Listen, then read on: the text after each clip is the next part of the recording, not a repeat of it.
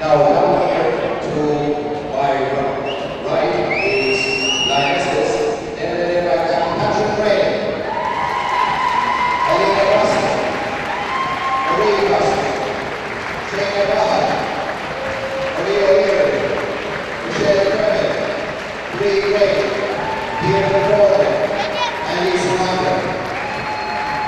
Down here to my left in the blue, we have Cordal Queens with Trinity, Joinery, Mustang,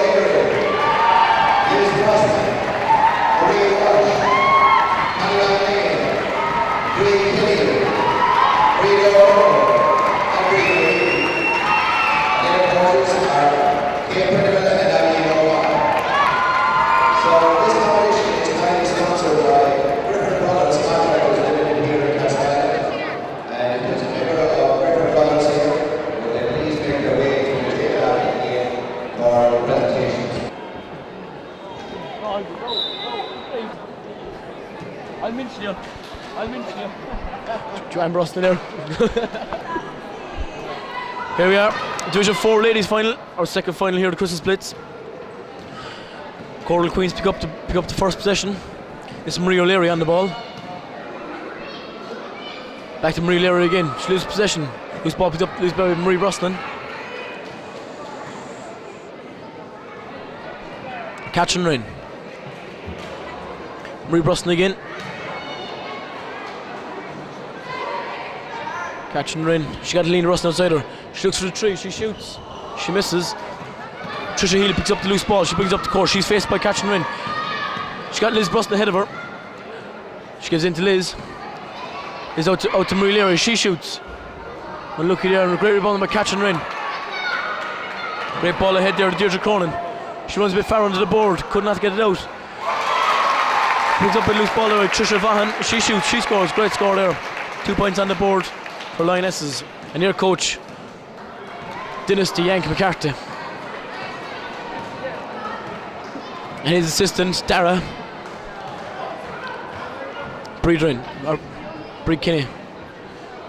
Down to Liz Brosnan. She runs out over the baseline. Ball into Lyonesses. Catch and run. Deirdre Cronin on the ball. Deirdre Cronin brings up the court. She got Catch and run to her left. And Trina Vaughan to her right. Trina Vaughan moves in. Lena Brosnan comes out. She gives to Marie Brosnan. Gets out to Lena. Lena out to Deirdre Cronin. Great interception there by Trisha Healy. She drives. She gets the shot off. She misses. Deirdre Cronin on the ball. Deirdre Cronin brings it up the court. She gets out to Helena Brosnan. Catching her in. Catching her in for another three. She misses. Great rebound there. Out to Marie. Marie Leary to bring the ball up to court. Marie looks ahead of her. She slows down the game. Assesses her options. She's got Joe Nolan below her. She gives into Liz Brosnan. Out to Marie Leary again. Into Liz Brosnan again. She draws the foul there on number 11. Marie Brosnan, 2 shots. Substitutions already here for the Lionesses.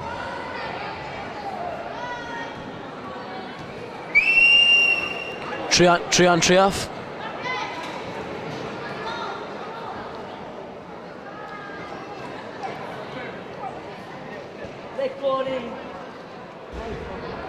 Liz Brosnan misses the first shot.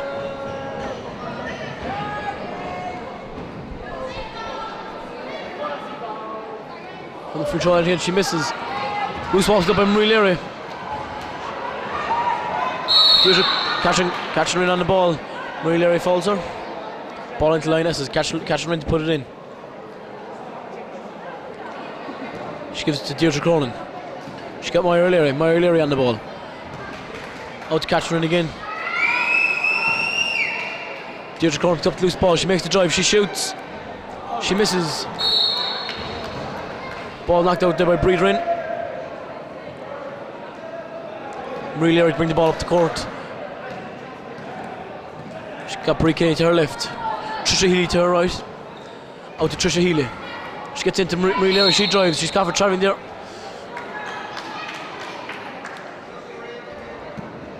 She's not happy with Tom McCarthy's call.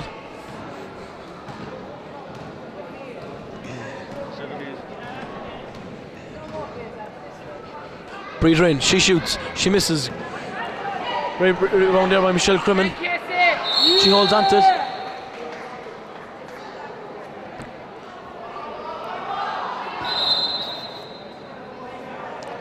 Ball into Lionesses. Deirdre Cronin to put it in, she's got Catherine outside it. Great ball out to Marie Leary. Marie Leary shoots. She missed, but great rebound there by Michelle Crimmin. She shoots, she draws the foul off Brie Kinney.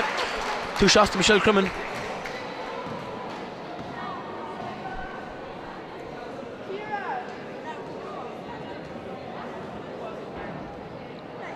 Michelle shoots the first one, she misses. She picks up the loose ball. Shoots the second one, looks better.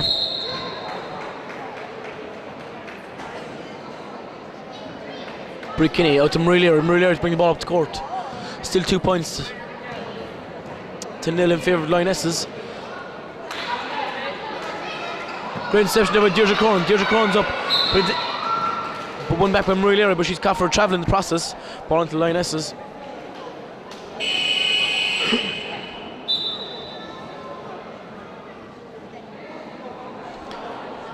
I'm joined here in this final by Con Bergen.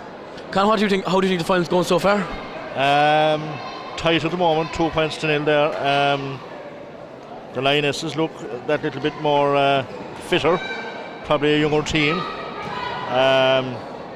The others, Cordal Queens, are, don't know, carrying a bit of age maybe. Mightn't be suiting it. Thank you, Con, there for your comments. Now back to the game. Trisha Healy on the ball. She brings the ball up the court. She goes on the centre. Marie Leary moves to her right. She uses Brie Kinney. Brie Kinney drives, she shoots. Oh, look at there, great rebound there with Deirdre Cronin. Brie Kinney just nudges it out over the line. Brie Kinney out to Trisha Healy again, she shoots. She misses. Michelle Crimmin there with a great rebound. Jump balls, ball into Cordal Queens this time. Great shot, unlucky there from Joe Nolan.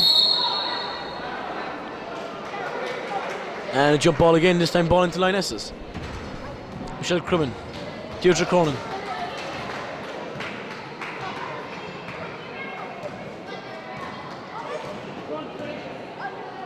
Deirdre Cronin out to Marie Leary. Marie Leary drives. Another hot ball this time. Cordal Queens. Marie Leary on the ball. Marie Leary to bring the ball up the court.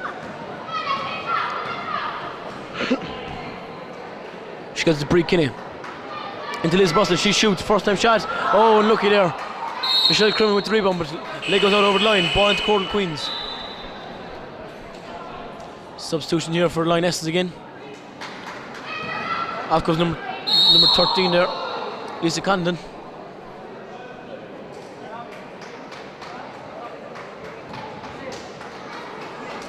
Fall there, ball into Cordal Queens. Liz Bruston put it in. Into Joan Nolan. Joan Nolan looks for Trisha Healy. Great drive there by Marie Leary. She draws the foul, 2 shots.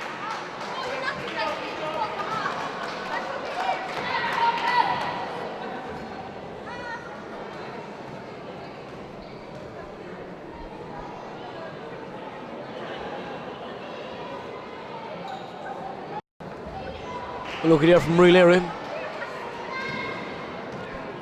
was her second shot. Needs to put points on the board. She makes it.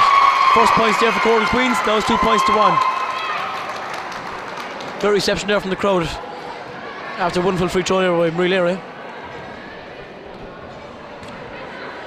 Deirdre Cronin. Out to catch and Rin. Tries to get into Bridget. Bridget shoots. Under the pressure there. Doesn't get the accuracy she wants.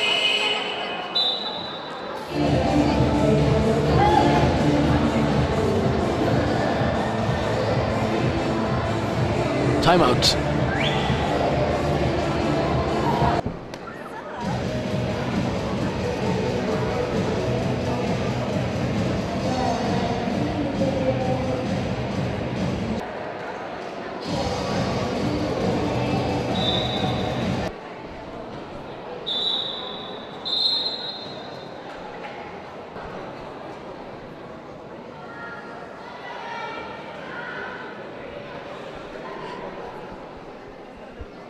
Here we are, time in.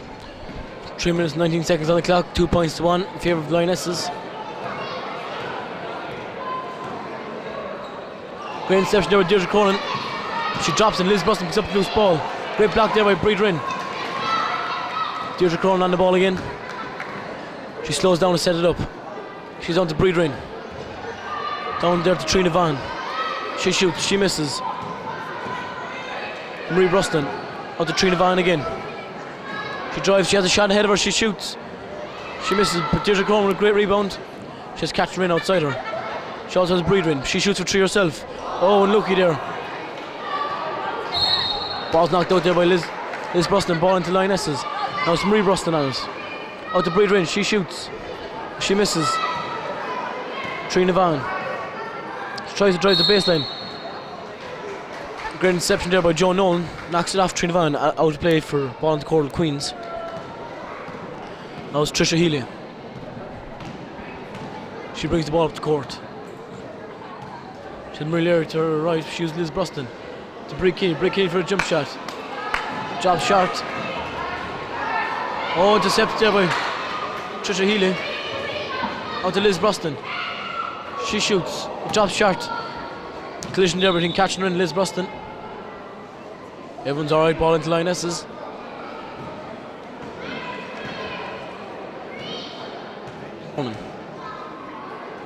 Great ball into Marie Bruston. Intercepted there by Liz Bruston. Foul there on Bridget.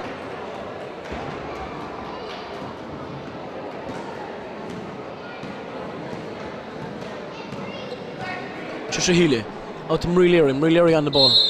She's caught for travelling.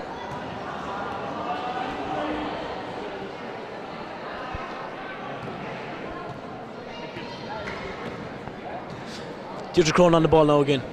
Just over a minute on the clock. Lyonesses with a 1 point lead. Very tight game so far. Catherine runs into trouble. She gets the hot ball, and this time it's ball into Lyonesses. Catherine out to Trina Vaughan.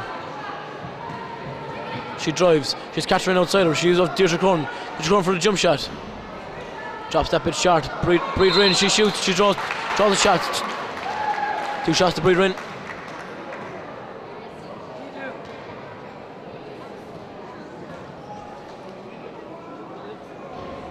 She shoots. She just missed the first one.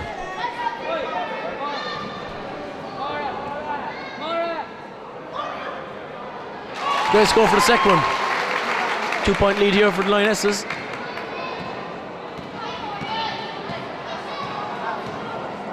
Now to Cordal Queens on the ball again. Trisha Healy. She tries to put in great interception by catching in. Liz Boston picks up the loose ball. Now it's Brie Kinney. She drives. She draws the foul. 2 shots. Brie Kinney.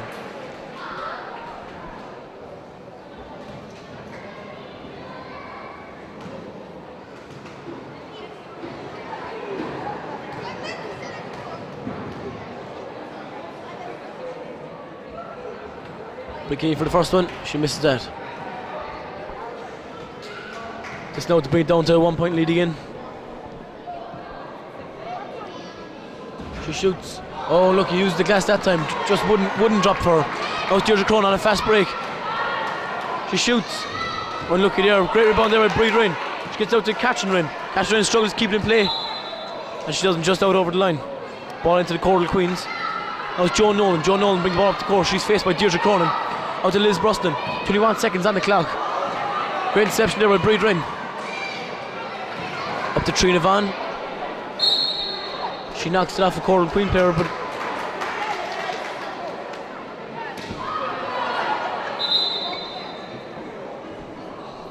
ball into Lyonesses. It's Deirdre Cronin. 10 seconds on the clock. She shoots for 3. She misses. That was Trisha Healy on the ball. Up to Joan Nolan. Intercepted by Brie Ryn. Ball into Cordal Queens. 400 of a second on the clock. Just time for one quick shot if they can get it in. Liz Bruston. Buzz is gone. Half-time score is 3 points to 1 in favour of Lionesses.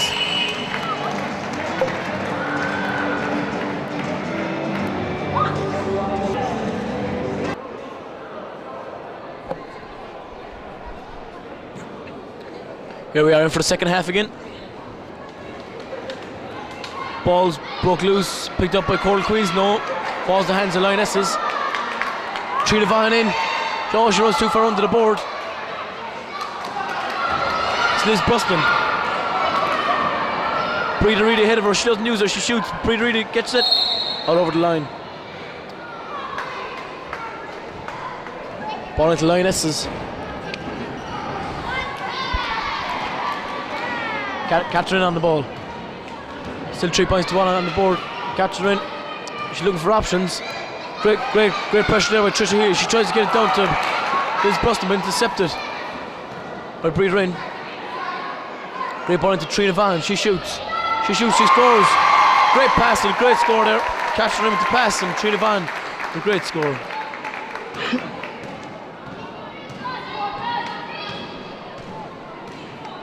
Trisha Healy. Brie Ryn there, great hassle. Backcourt. No, the foul there on Brie Ryn.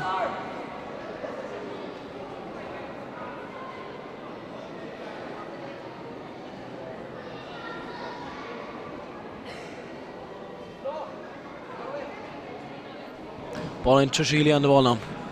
Trisha Healy, she gets it in. Brie Reedy, she shoots, unlucky there. Deirdre Cronin faced by Trisha Healy. Gets up to Catherine Ryn. Catherine Ryn, she drives. She shoots. She misses. Great rebound there on Marie Bruston. Fall there on Liz Bruston. Ball into Lionesses. Substitutions. Brie Ryn coming off. And Marie Bruston. On coming her sister Helena Bruston and Myra Leary. Trina Vaughan. Out to Helena Bruston. She's out to Catherine Ryn. Over to Myra Leary.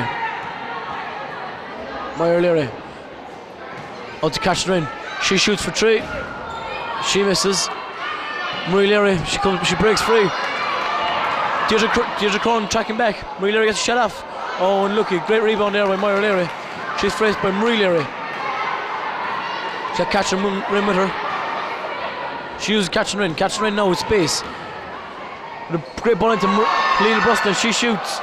Oh, great play there by Bridget Reedy. Great covering back. Catherine Ryn shoots. She misses. Ball's coming between. It's hot balls. Ball up to court. Now it's Trisha Healy. Liz Bruston into Bridget Reedy. But Trisha Healy shoots. Great score there by Trisha Healy. Back to 2-point game, 5 points to 3. 6 minutes and 50 seconds on the clock. Plenty of time here for Cordal Queens to make a comeback and go on to win the game. But Lyonesses will try to prevent that. Drive there from Catherine, she draws the foul off. I think it was Liz Brosnan. Maybe Trisha Healy, one or two of them anyway. Ball into Moira Leary. Moira Leary under pressure, she looks for Trina Van. Trina Van bounces it. Leg out over the line, ball into Cordal Queens. Marie Leary.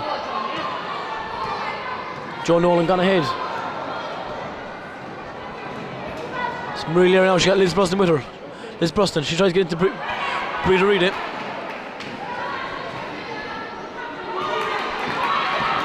That was catching Rin. Out to Helena Brosnan, she shoots.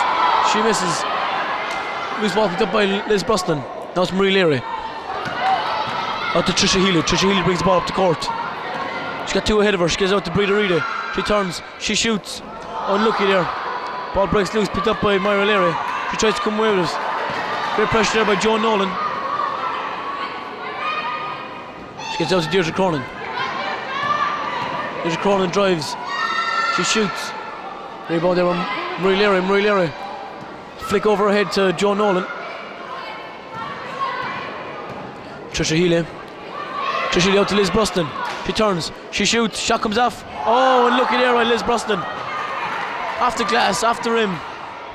Just one drop for her. The foul there is on Liz Brosnan.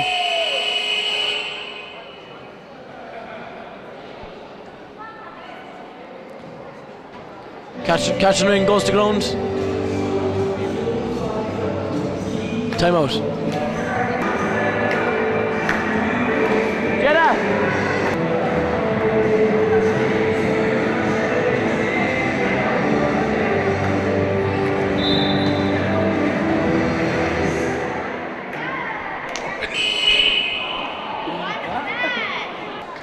Back in here, we're back in. 5 minutes and 11 seconds on the clock. 5 points to 3. Fall there on Liz Brosnan. She's clocking up the foul. She can't be far off 5. Now it's Trina Van. Trying to get out to Moira Leary. She put under pressure there by Joe Nolan. Picked up there by Deirdre Cronin. She drives, she shoots. She misses. Now it's Marie Leary. Marie Leary's bringing the ball up the court. Marie Leary. She gets down to Joe Nolan. Marie Leary again. She shoots. Great check there by Deirdre Cronin, who makes a break forward. She got too far. And that's by Marie Leary. Ball into Cordal Queens. Catch and win. Deirdre Cronin.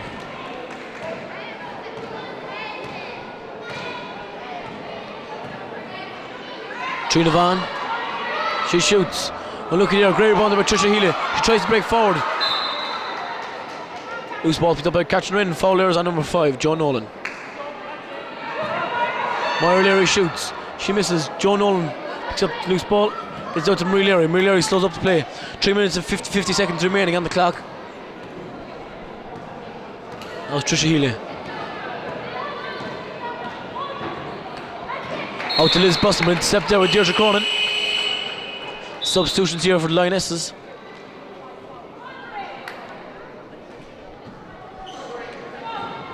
Now it's Marie Leary. Marie Leary shoots.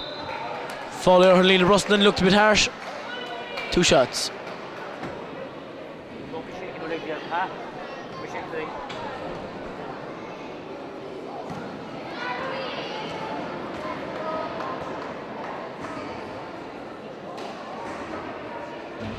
Unlucky there. She needed 2 of them to bring it level. We're here to bring it into a 1-point game. Looks good. Oh, just wouldn't drop. Loose ball's picked up by Joe Nolan. Catch and Rin. And Joe Nolan fighting for it. Fowlers on Joe Nolan, wrapping 2 hands around her. Ball into Lionesses.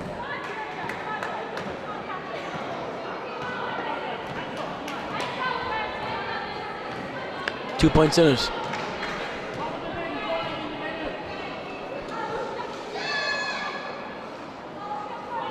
Ball is Marie Leary on the ball now. She gives out to Joe Nolan. Bad pass. Catherine picks up the loose ball. She brings it back up the court. Shoots three from far out. She misses. Joe Nolan picks up the loose ball. Into Marie Leary. Trisha Healy looks for it. She gets it. Trisha Healy brings up the court. She got two ahead of her. It's out to Liz Buston. She stops. She shoots. Goes high. Timeout.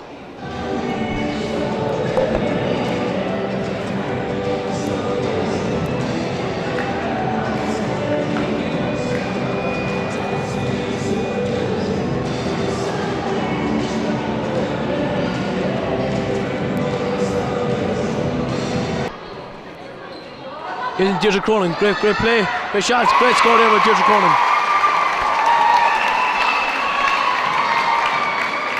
2 minutes and 20 seconds on the clock. Trisha Healy on the ball. 4 points in it. She gets out to Marie Leary. Marie Leary drives, she shoots. She misses. Joe Nolan with the ball. She shoots as well. She draws the foul off Marie Brosnan. 2 shots.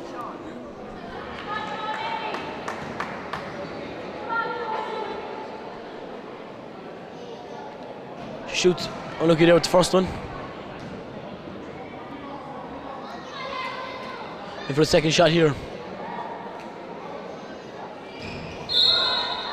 And she misses that one. She breaks the line.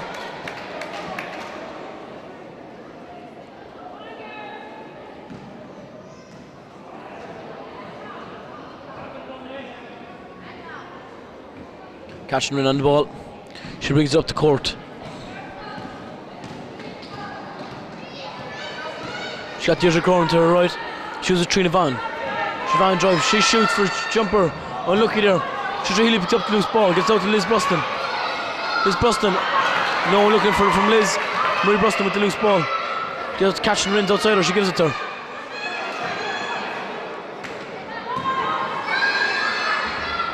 Shot there. Marie Buston picks up the loose ball. She shoots. Joe Nolan.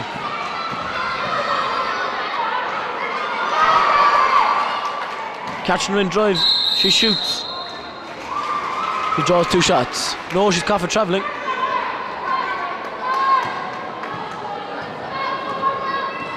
Now Trisha Healy. Shot cut off from Joe Nolan. Oh, unlucky there. Great shot on the turn, but Deirdre Cronin now. Deirdre Cronin up to Trina Vaughan. Great interception there. This is Marie Welch. To Marie Leary.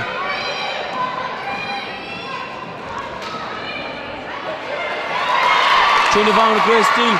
She's on her own. She can't pick up the ball, so she turns around. She shoots.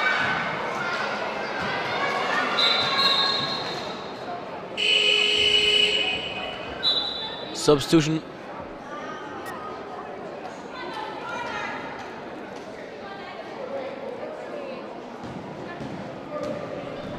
Now it's Cordal Queens bring ball up to court. Trisha Healy again.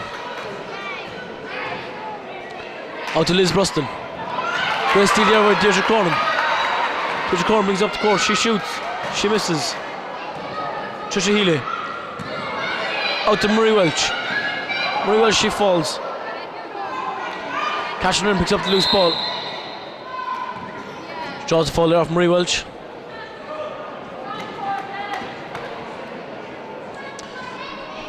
Cordal Queens on foul trouble.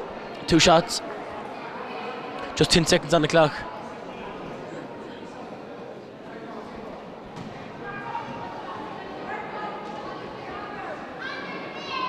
Trina Vaughan. Lena Rustin, she shoots. And look at her.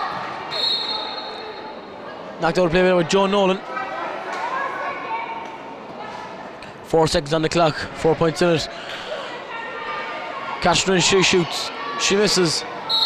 Ball goes over the line. 1 second on the clock. Ball up to Cordal Queens. Game surely over now. 7 points to 3. And there it is. Lyonesses are the winners. 7 points to 3. Final score. The winner for Lyonesses is 3-4 games final. So we have a representative from Griffin Brothers, here in Castleisland. So the first 2 finals of the Blitz of 2006 are over, and good performance here, and presentation about to be made now to the winning team. Very content indeed, and great job done on the coaching scene. Hall looking absolutely superb. Girls going out with some lollipops and every sort of thing.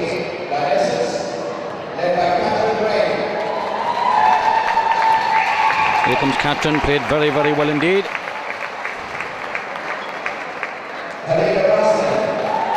Helena Brosnan. Maria Brosnan.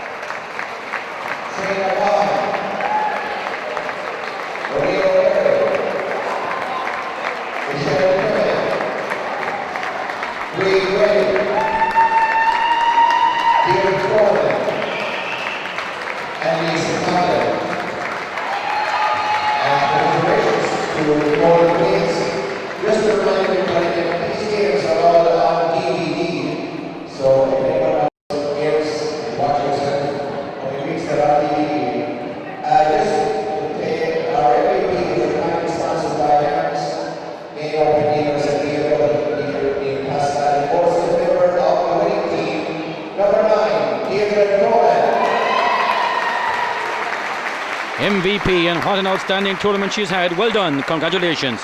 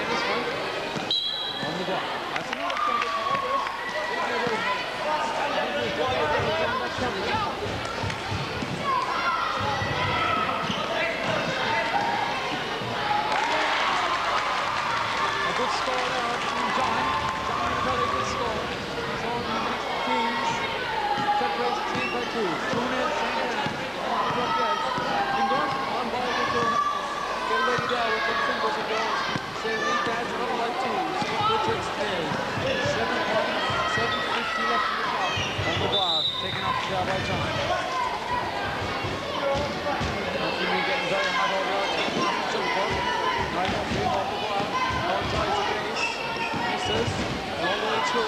John Galway.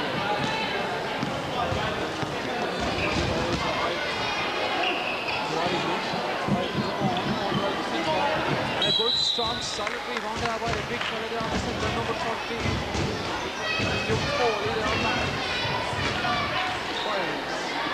So that's... Oh, Foley there by O'Maguire. I think his lead is 3 leads in there.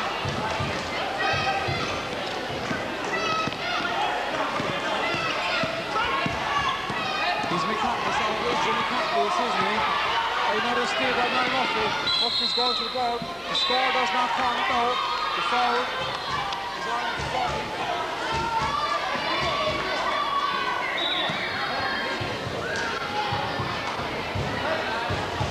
Because I have no name for 5. But I have a name for this 5. He's on the ground. This is John Holland. John out of travel. Oh, foul down on John.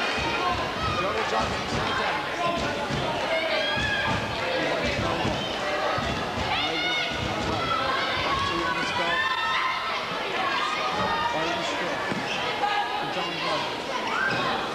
Jump on, misses.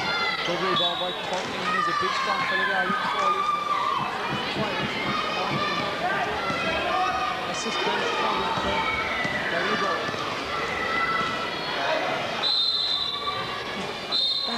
No counted over walking there. I'll be sure takes out the ball to John Galway. John Galway going fast up the court. To Noel Maguire. John Galway, on his shoot, the shot, great shot there by Irish shoot, 2-1, I've no name for this man, we're 6 to 10.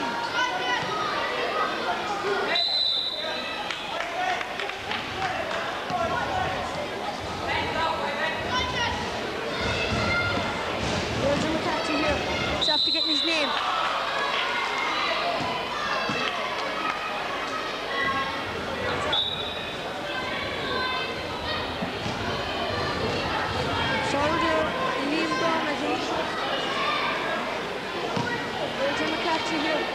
Shoot 2. He shoots the first. He misses.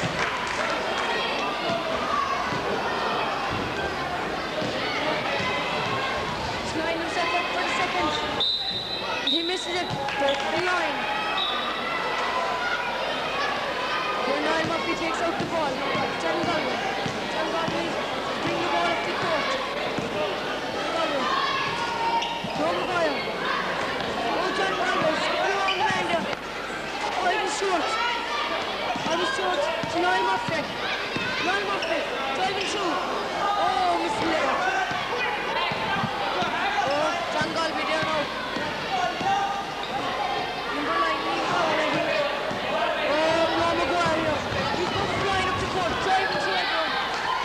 He's going to try and play to the basket. Great basket there by Noel Maguire. The score is 4-2 to St. Bridget's. That's a timeout.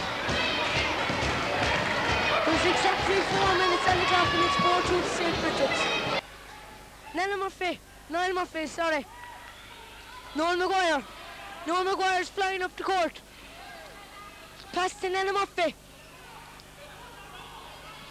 Number 10. I've no name for the St. Anne's team. John Galway here. Number 13 has the ball. He's given a great drive through. Travelling there. Good call there by Tim Egan. Tim Egan with his partner, Dennis Porter. John Galway bringing the ball up the court. He takes the drive. Jump shot. Missed the jump shot. Liam Brown. Foul there on number 5.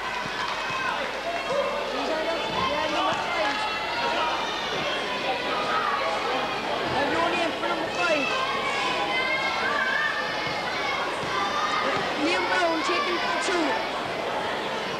Misses it. He's taking his time. McCarthy here. Roger McCarthy. A good jump there, so yes.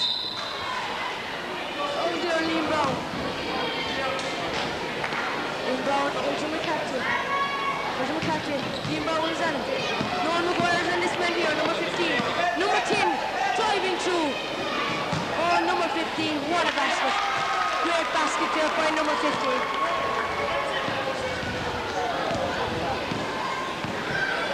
John Gully here now. John Gully. Ivan Stewart. Brick. Great shot. Great shot there by Ivan Stewart.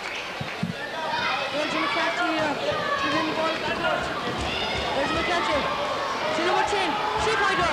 Air ball. Air ball there. Number 10. John Gully here. Lennon Ryan. Foul. That's inside. Foul number 15 there. Niall Connor wants to say a few words. No, he doesn't. He's too shy. Number 5 here now.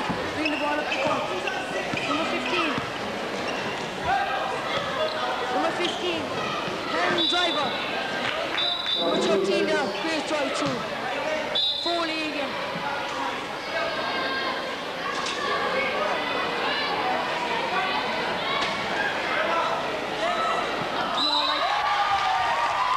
Thanks very much, Niall. I'm too after that. The fan foul here now, number 15. Number 15, driver. Number 10, John. John here with the ball. John. Number 13, Foley. Foley, he gets the shots.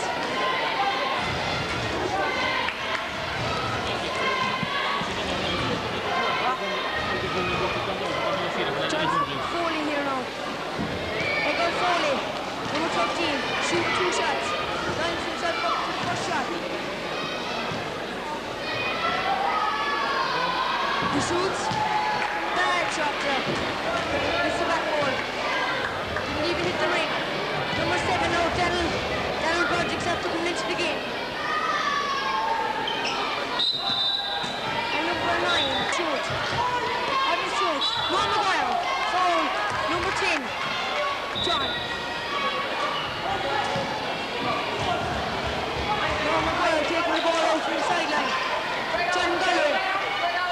John Gullery brings the ball across the court. Ivan Stewart. Free shot for the 3. He's got it. 3-pointer. He's got it. Noel Maguire. They're pressing up the ball very quick. Number 10 here. John. To number 5. They have no name for number 5. Choose the 3, game over, half time. The score now is 6-all. At the end of the first half. St. Anne's win the jump here now. Max Sweeney here gets the foul. One of the men watching the game watching this. The game is going to up. He's open the line at the moment. Max Sweeney here taking 2 shots. He's going inside the store right now. He stays himself up for the first shot. He missed this. Touch shot down. On the same and line him up there. Stays himself up for the second shot. He's missed this. Tough look there. Oh, Max Sweeney.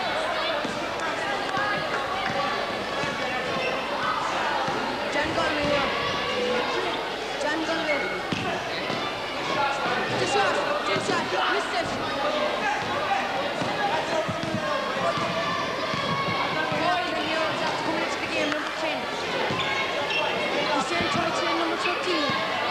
Number 13 is Foley. Number 10 here with the ball. I have no name for him. Brilliant player he is. Right up here. Maguire. Maguire bringing the ball up the court. Travelling. Good call there by Timmy.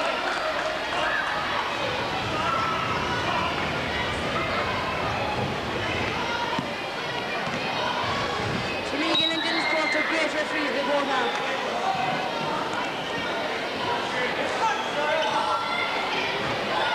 Number 10 here for St. Anne's. There's a McCarthy. Great drive. Hard look. There's a McCarthy. Shane Auct takes it to the board. Dispossessed by number 10, fan 4.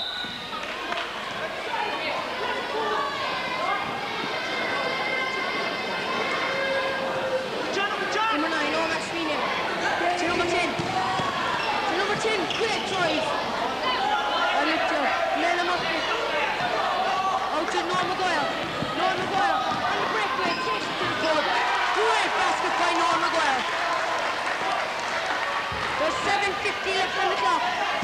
11-4 to St. Bridget's. There's still a good bit of time left in St. Anne's. Now Captain Niall Murphy urging them on here. Urging McCarthy throws in the ball. Number 5 here. With the ball. Oh, that's really out of bounds. Big captain. He urging them on.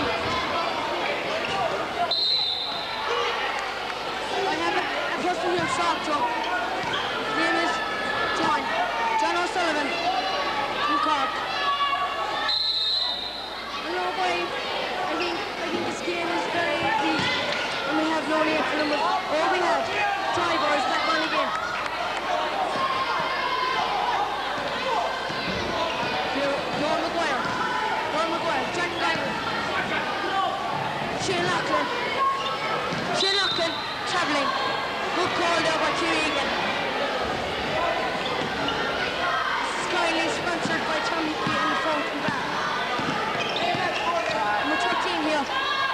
We have a name for 13, his name is Foley. Oh, that's Sweeney. No basket, the basket wasn't counted. Side ball. Foley, take out the ball. Oh, that's Sweeney. Number 10, 3-pointer. He's got it. He's got a 3-pointer. That's after putting them back into this game. St. Bridget's 11, St. Anne's 7. Comes up here. St. Anne's 11, St. Bridget's 11, St. Anne's 7. 6 minutes 30, just on the rest. Niall Murphy. John Gordon for the 3-pointer. He's missed it. Number 15 here now. Number 15 is Driver. Driver's driving the ball up the court with all his might. Here's McCarthy. Fouled.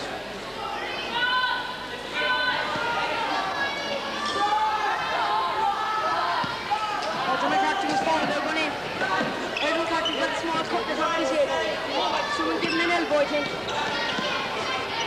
Oh, great basket here. Oh no, he's just missed it. Noah Maguire driving the ball up the court. Noah Maguire. Daniel Project's open. John Galway's open. He gives it to John Galway. Noah Maguire gets free once more. Noah Maguire. Great basket by Noah Maguire. They're really putting the pressure on St. Anne's here. St. Anne's number 15 is driving it up the court. There's McCarthy. McCarthy driving through John Galway. Daniel Project kept down and took it off him. Oh, what a foul there by Erdra McCarthy. Time out there, Green. And the score is 13-7. St. Bridget's, 5:01 on the clock. 9. St. Bridget's. It's 3 minutes 26. We had a technical problem there. It's all right now again. We're back here from Castleisland Beauty Centre Christmas Blitz. The 26th anniversary. Number 6 here, Erdra McCarthy. Oh, that's me. Number 5. Oh, great stretching there by John Galway. John Galway drives. Brilliant basket. Brilliant basket here. Erdra McCarthy.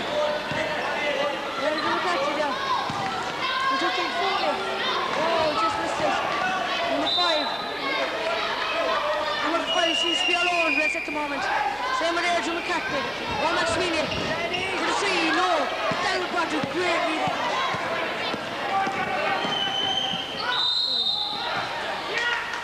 Oh, Max Sweeney, the bars. The bars by Daniel Project.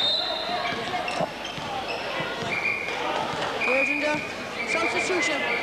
Number 15 comes up. Number 15 is Jordan Timmy.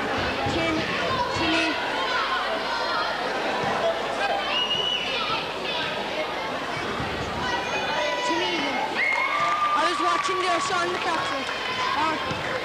McCarthy there, I was watching him. Brilliant shooter. Brilliant player all round.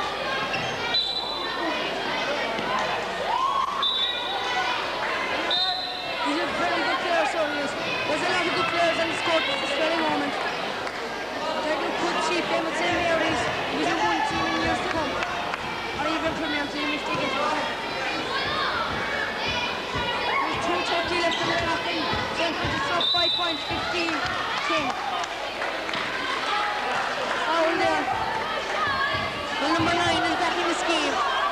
And number 9's name is Liam Brown. There's 2 shots in black. That he could be a big loss, Liam Brown. I know number 5 here now, lining himself up for the first shot, and he has missed it. Number 9 now for the second one. Oh, he's missed that as well, but John Galway clears away. Ivan shoots ahead of him. John Galway will finish in style. He'll finish in style. Great player, 6-year, Galway from Cordal. St. Anthony been losing the head a small bit. The atmosphere here is electric. As St. Anne's get the ball. Stepping out the play. Oh, they're swinging here. Shot, John. Oh, air ball. Ivan short driving up the right wing. It's flying. There's Porter there, making a good call. Time out black there now. And John Galway. John Galway there. Daniel Bridget. John Galway. The drive, travelling. Good call by Dennis Crawford. Referee is. Very good coach as well. Number 5, number 10, John. Great ball into Foley. Oh, great rebound by Brown. Brown is on the breakaway. Daniel Bridget's ahead of him. He goes for the jump shot now on his own. But no, number 5 James. 5 fouls on number 9, Cordal. 5 fouls right there. Yes, 5 fouls, 9 black. We have no number 5 here. He misses the first one. He lines himself up for the second shot. John Galway, great boxer out. He's missed it. John Galway gets it. 1-9-9.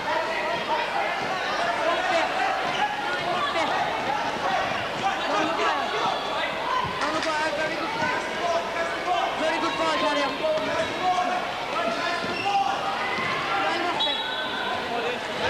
Foul. There's a foul there. There's McCarthy. Niall Murphy. John McGuire. They sign out of bounds. 34 seconds, 17 chains is the score after St. Bridget. St. Anne shoot for 2, foul on John Galway. All by John Galway, number 4 for Cordal. Hold on now. Liam Brosnan has put a lot of open space. Mr. Fleming as well. These are playing later on in Division 1 final. Against University of Limerick. It'll be a very good game. Number 5 has missed his first shot. He's going up for his second shot. Will he get it? And he misses. He's got it. Brilliant shot there by number 5. St. Anne putting under pressure. 15 seconds on the clock now. 15 on the clock. The score is 18-10. St. Bridget. Seconds up on the clock. Oh, here's one at the edge of the McCarthy. John Galway, edge of McCarthy. Edge of McCarthy. Nana Murphy. Oh, great skill there. 14 seconds on the clock. 12 seconds off. 12 seconds, 18-11, St. Bridget.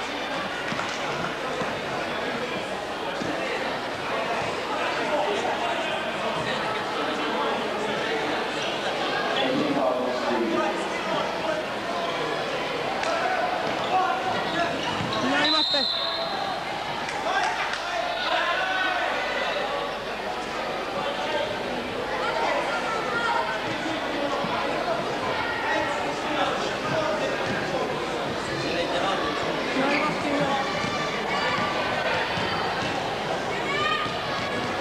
Shooting for 2. The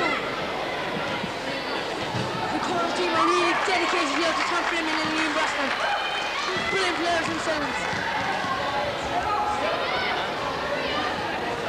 Well line. Oh, and then off there gets a second one as well. 6 seconds. And the score is... I don't think that's right. Fingers, come on, change it quickly. It's 18-11. And that's it, St. Bridget's has won.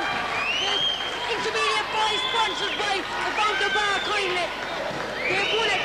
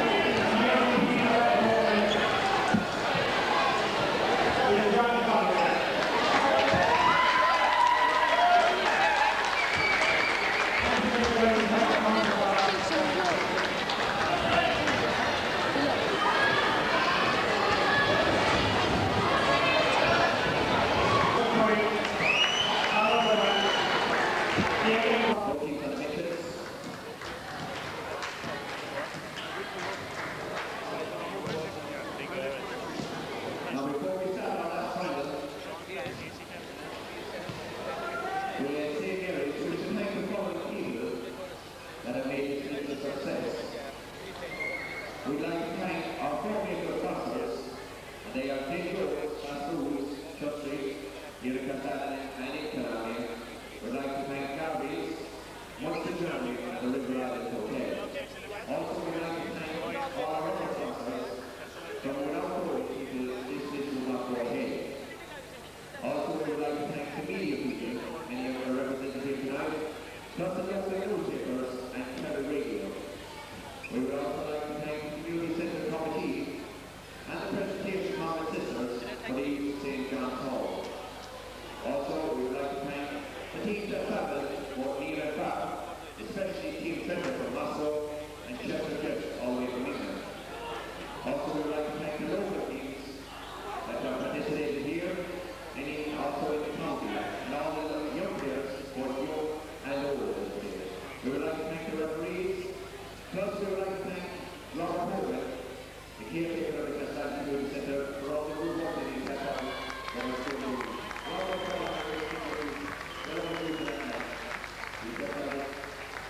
And last but not least, we would like to thank our own committee, and I want to speak on behalf of us, on the fantastic work that has been done on this show. We've been having meetings since last September, regularly 3 or 4 nights a week. And there's a lot of people here that aren't here that have done a lot of work. And only for those people, this tournament would not be where it is. And last but not least, I would like to hope you give your own sense around what needed in the Republic who have come here for 5 days for Kieran Community Centre and St. John. So only for the General Republic we would not have a Blitz. So hopefully we'll see you all next year, 1996, starting on the 26th and finishing up on the 30th again. Thank you all for coming. So, we would like to call, this is the last final of the evening. We've got through 17 finals today. And a lot of us are tired and want to go home for a day. So we'll run this one. This is the Division 1 men's, which is kindly sponsored by Castleisland now. And we will introduce the 2 teams here. Starting with the University of Limerick. And they are led by their captain, Auct.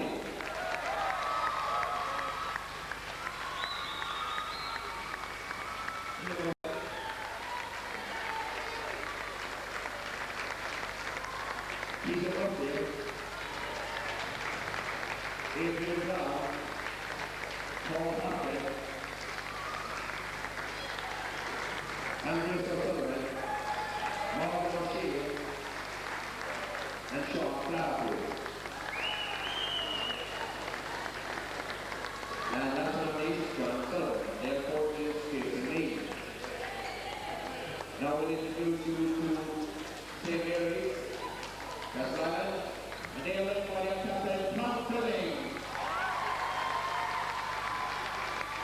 Followed by Lee Crofton.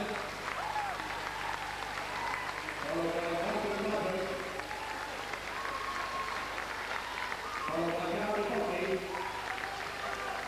Followed by Declan Wall. Pat Gordon. Steve Rowe. John O'Mahony. Phil Phillips. And David John O'Donoghue. And the coach of the Tenerife Minnesota, Tommy O'Connor. Your referees for the last time tonight are Jim Knox and James Darby. So once again, it's the last time of the night. Thank you all for coming. This is Division 1 Mix, and it's sponsored by the Castleisland Sport. And if you can now representatives on the map, ready after the soccer representatives to prizes. They're the two guys. Yeah. Here we are now, ready for the final of the night. This is the Men's Division 1, University of Limerick. These are the Brady bunch, the Brainy bunch. Rory O'Reilly is out there, ponytail and all, Farron ponytail. Number 12 is, must be John O'Sullivan. I don't see his number here. Number 9 is Peter Murphy. And of course we have Castleisland out there. I see Trod. And I see Declan Wall. And of course we have Liam Brosnan. And Tom Fleming is number 5. And here comes Michael Broderick. Trod. And Liam Brosnan looking for the ball. And here comes Declan Wall. Declan is a tremendous 3-point shooter. Size-wise, they don't match up too well. The Limerick team are much taller under the boards. Here's Trod, dished it out again to Liam Braz. Braz will definitely take a shot early, comes back off the hoop. And there number 9, Peter Murphy, is a very, very big and strong player, and he's the key. Paul Harkin is number 11. And here with the ball now is Harkin. He dishes it out to there number 7. As the ball comes down now with Declan Wall. Declan Wall for St. Mary's. Got through this group very well. Declan goes through it, an Iowa needle, and tries to take a basket. And the ball is to University of Limerick. Rory O'Reilly played National League with Tigers. Rory O'Reilly with the ball from Ballymac, neighbouring parish to Castleisland. Has played in many a Blitz as a young fella. And here's the ball to number 9, Peter Murphy. And he is the big man in the University of Limerick side, as they played a quick break game. And here number 5, Tom Fleming. Michael O'Shea is number 12, Sean Flaherty is number 15. Here's Rory O'Reilly. Liam Brosnan staying very tight to Rory. And here is number 12, Michael O'Shea. Foul, a violation. The ball is University of Limerick's. Michael O'Shea with the ball. 9 is Peter Murphy. Nothing to the guy in cross-country quiz. Number 11 is Paul Harkin. We have number 7. And here is Rory O'Reilly. Rory will go through the middle. He spots an opening and he gets fouled. And Castleisland Trod is giving out to his teammate Darby Buckley, number 12. And really, Michael Broderick should have stayed firm there. And here comes Rory O'Reilly. Rory played National League. The sides are tied at 2 points apiece. The first one goes in. And this could be a tight game. I slightly fancy St. Mary's based on performances to date. But having said that, University of Limerick have been training hard. And they look quite a balanced side. And they've got 3 very big men. Pressure being put on, double teaming Braz. As here comes Declan Wall, a great pass inside. And that's turned over.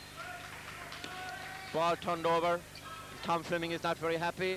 Declan Wall, as the ball is given back by O'Sullivan, back to Rory O'Reilly. Rory O'Reilly, University of Limerick. Back here to number 12. That's Michael O'Shea. Michael O'Shea outside him. This guy Harkin, number 11. Harkin, I remember a good spin move. Harkin and a great basket. Harkin looks very strong. I remember Harkin who used to play soccer with Finn Harps. But this guy is different. Rory O'Reilly puts pressure on Declan Wall. Declan Wall, Liam Brosnan. And a foul committed. Had this position taken by Paul Harkin. Paul Harkin is strong out there. Michael O'Shea And Rory Riley, of course, is from Ballymac, and we have Sean Flaherty, number 15, who's not on court at the moment, from University of Limerick, and he's from Artford. Here's Martin Horgan, out to, dishes it off, checked there by Peter Murphy, and Bros will find that every time as Rory goes to the hoop, and Rory misses, but they're in, and who's the ball? The ball goes University of Limerick's way. Tom, interesting opening here. Yes, a very bright start by University of Limerick. Very, very strong, very big. It looks as if it's going to be a game with Limerick University getting inside, and I think our boys are going to have to do a lot of shooting from outside to keep in this contest. Liam Brosnan fouls Rory Riley there as he steals the ball from Trod, and I would expect a timeout shortly from Willie Dom, and Dinny Porter sits down again. One of them is the coach, the other is assistant coach, I don't know whether or which, as Rory Riley goes to the line. And Rory now from Ballymac, that looks to be short. No, it's in. 7-2, bright start by University of Limerick. Looking quite strong, looking quite good here. And Rory Riley misses that one. Peter Murphy's in there. Trot grabs the rebound. Now Liam Brosnan will have to come up big here. Liam Brosnan back to Tom Fleming, sorry. Declan Wall. Declan's not getting the ball as you'd like it. They're being kept out. Good zone defense here adopted. I think Martin here is their coach, and he's doing a good job. Through the middle goes Michael O'Shea. He looked to be fouled. There's Harkin in with Declan Wall, and Harkin is quite strong, and I think Declan Wall will lose out in that confrontation. Declan Wall, of course, a very good three-point shooter and a very good basketball player, Tom. Yes, excellent, very dangerous from outside, and a fabulous ball handler as well. And I think it is himself and Liam Brosnan are going to have to pick up the pieces here, because they're going to have to be getting the shots from outside, or it's going to be very hard to penetrate this defence. Very big and very strong. Yeah, big, strong zone there, and very hard to get through, and they're kept outside. I think St. Mary should be throwing up the odd shot from outside. Liam Brosnan takes my advice, and it works. That's what I've got to do. The only way you're going to beat a zone, beat them from outside, then they have to come out against you. Yes, definitely, Mort. If you have the danger from outside, it brings them out, and it gives Trot and Derby more room inside and to get the ball inside. Brilliant move there, right through the middle, like a knife through butter. Rory Riley, the local lad, come good. Excellent stuff. Here is Declan Wall with a splendid basketball, went right through the middle. Great bucket by Wall, went right through the middle there. 9-7. This is a tight game. University of Limerick saw them against the Cork Regional College. I wasn't too impressed in that game, but they played very well since. This is the most open competition. This Murphy looked very good, and he goes inside. He's going to be hard to stop if he does that. But a foul called on Peter Murphy. Trod doing good work under the board there, but offensively he'll have to do more. A warning against Peter Murphy there, I'd say. Any more lip to Jamie Lyons and he'll get a technical. Here's Declan. Now can they pop it? There's the ball. What a pass. That was a reckless pass. Really, that was a misplaced pass when Liam looked in a good position to shoot a three. Yeah, Tom Fleming there, the captain, just passed the ball behind Liam rather than in front of him, and Liam had no chance at all of getting possession from that bad pass. A travelling call there means they sort of another turnover and gives St. Mary's another chance of going and getting a basket. And here's Tom Fleming inside to Trot. He's not going to get much room in there. Unleashes one from outside, and he's done that many times in practice. And there's a foul being called on, is it Darby Buckley? Yeah, Darby Buckley. And really, things are not going as I thought they would for Castleisland. I thought St. Mary's would shoot from outside. He's talking to Declan Wall.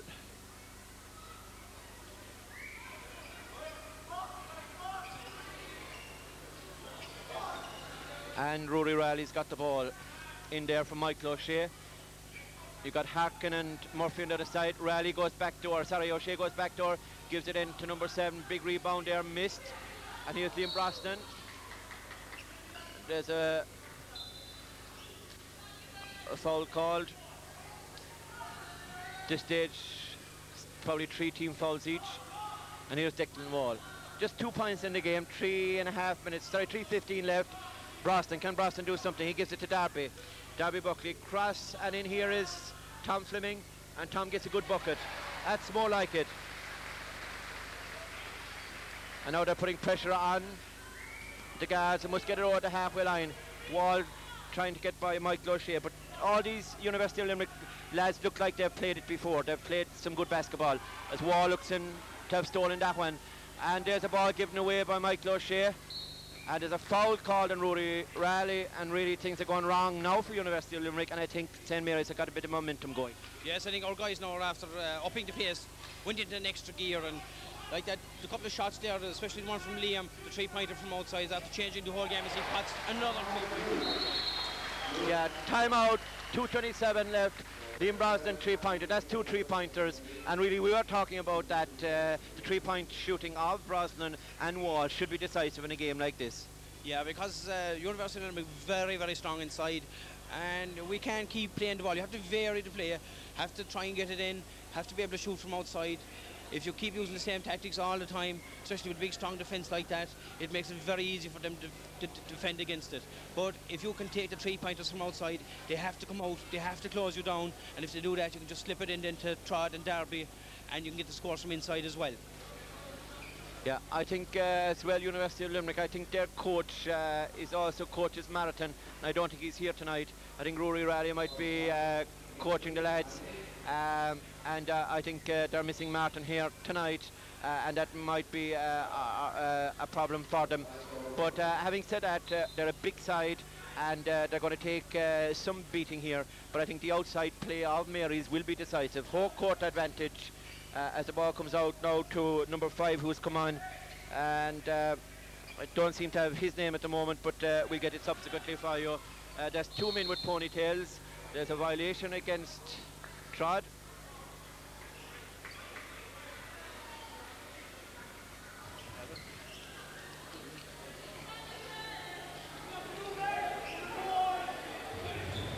I'd say John O'Sullivan is number 5 with 15, Sean Flaherty. Number 5 looks like to be John O'Sullivan. We'll call him John O'Sullivan. If it is not John O'Sullivan, apologies to his mother and father and anybody else with his family who would look at this video. We sincerely apologise for any inconvenience caused. The ball goes in, and it's a foul as Tom Fleming is fouled. John O'Sullivan is number 5. Is it? It came on there, is it? Right. Sean Flaherty is actually the man who's come on, number 5. Oh, big three-pointer again.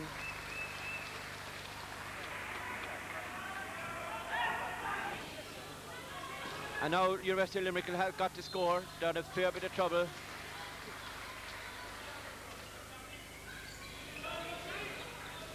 Sean Flaherty is number 5 from Hartford. As they try to outwit them, 15-9, 6 points clear with a minute left. And really St. Mary's have gotten top here. Yeah, definitely after taking over now in the last 4 or 5 minutes. Coming up with a minute to go, 6 points ahead, and Captain Tom Fleming.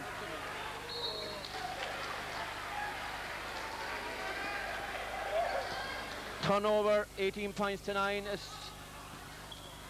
Liam Brosnan tries. And here they have it, Sean Flaherty. Sean is from Hartford. And he tries one, he gets the foul. Some good three-point shooting there, and really the outside shooting is killing University of Limerick. But in order to beat their zone, that was the tactics that St. Mary's had to employ. They didn't start with it, but as the half wore on, they have, and as a consequence, it is now double scores, 18 points to 9, and I think unless something spectacular happens, I think St. Mary's are going to win this one. Sean Flaherty puts one in, reduces the deficit somewhat. There's only 39 seconds. I would think as well that Rory Raleigh will have to get more influential into this game. National League player, both of them are in there. He allows the point, 18 points to 11. Andreas O'Sullivan is a former Irish Schoolboys international from Ballybunnan. That's Andreas O'Sullivan, number 13 for University of Limerick. As the ball is lost, and there's Declan Wall.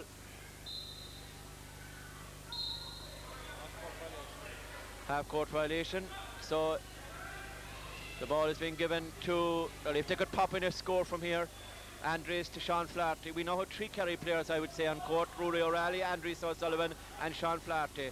Flaherty is calling the plays. As the ball comes back to Rory O'Reilly, and Rory tries to jumper, but he's way off. Really, that's not good enough at this level. 7 points, 3 seconds. What a shot. Oh, just off the rim. Half time, and St. Mary's lead. 18 points, University of Limerick's 11. And in this final of the night in Division 1 men's, it looks like the trophy could be going the way of the home side. They certainly are shooting well from the perimeter, and unless University of Limerick do something drastic in this second half, it looks like the title will be staying at home. We'll be back shortly for the second half.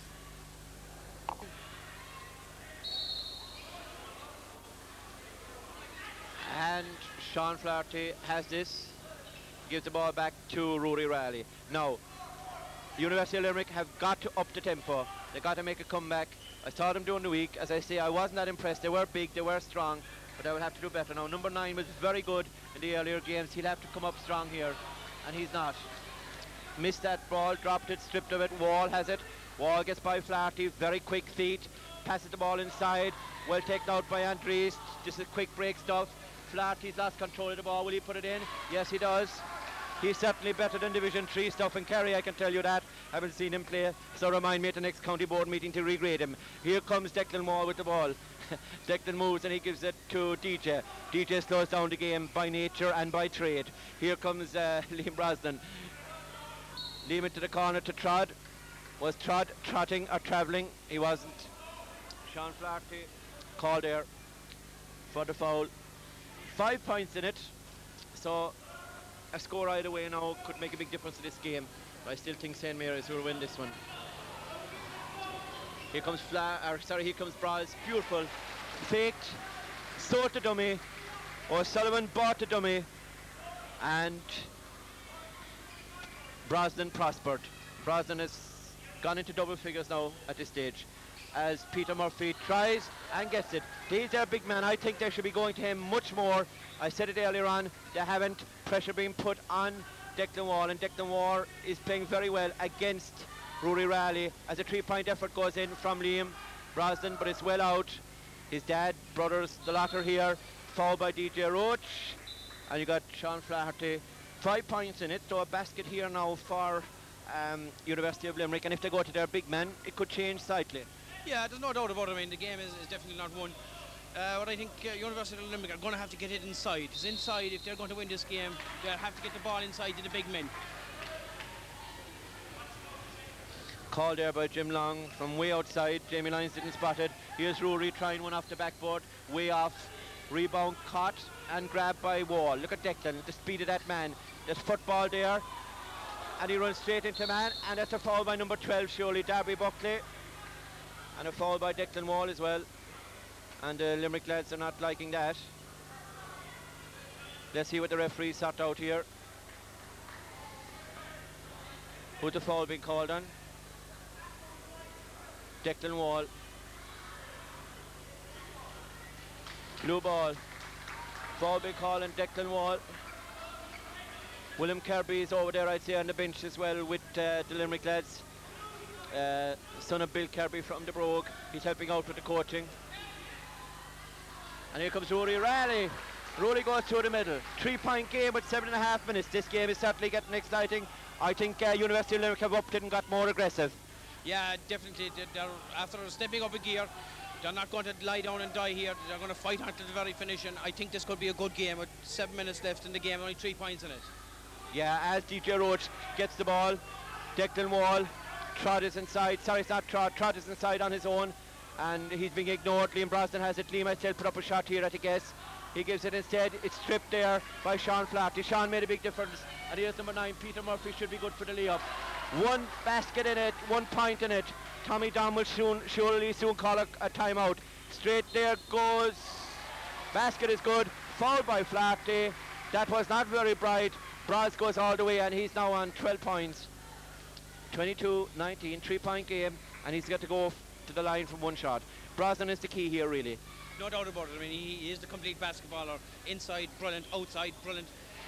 Rebounding, carrying the ball, fabulous ball handler. He has it all. Yes, indeed. Liam Brosnan, one of the brightest stars on the horizon, and a really great prospect for basketball, a fine basketballer, comes from a great basketballing family, the Brosnan family. You could not meet a nicer family if you travel the length and breadth of the country. A steal there, and here is Wall again. Wall is like a sniper coming out of a bunker with the ball. Gives it to Brosnan. Brosnan to Roach. Roach back to Wall. Trott is looking for the ball in the corner. And Trott is getting very annoyed at this stage. Flaherty's on him. Flaherty will probably foul him. Good screen, backdoor effort. And an attempted jumper comes off the rim. Rebounded. And here we have a jump ball between Flaherty and Trott. Is it just getting up from the deck? Yeah. Trott and Flaherty getting up. 4-point lead, 6 minutes to go, still wide open. No doubt about it. Funny enough, I think University of Limerick gone off the ball this morning. Now they were really flying there the last couple of minutes. Yeah. But I think our boys are beginning to take over again now as Liam goes to the hoop, puts it up, and amazing for him, misses from there. But picks up the foul and will go to the free throw line.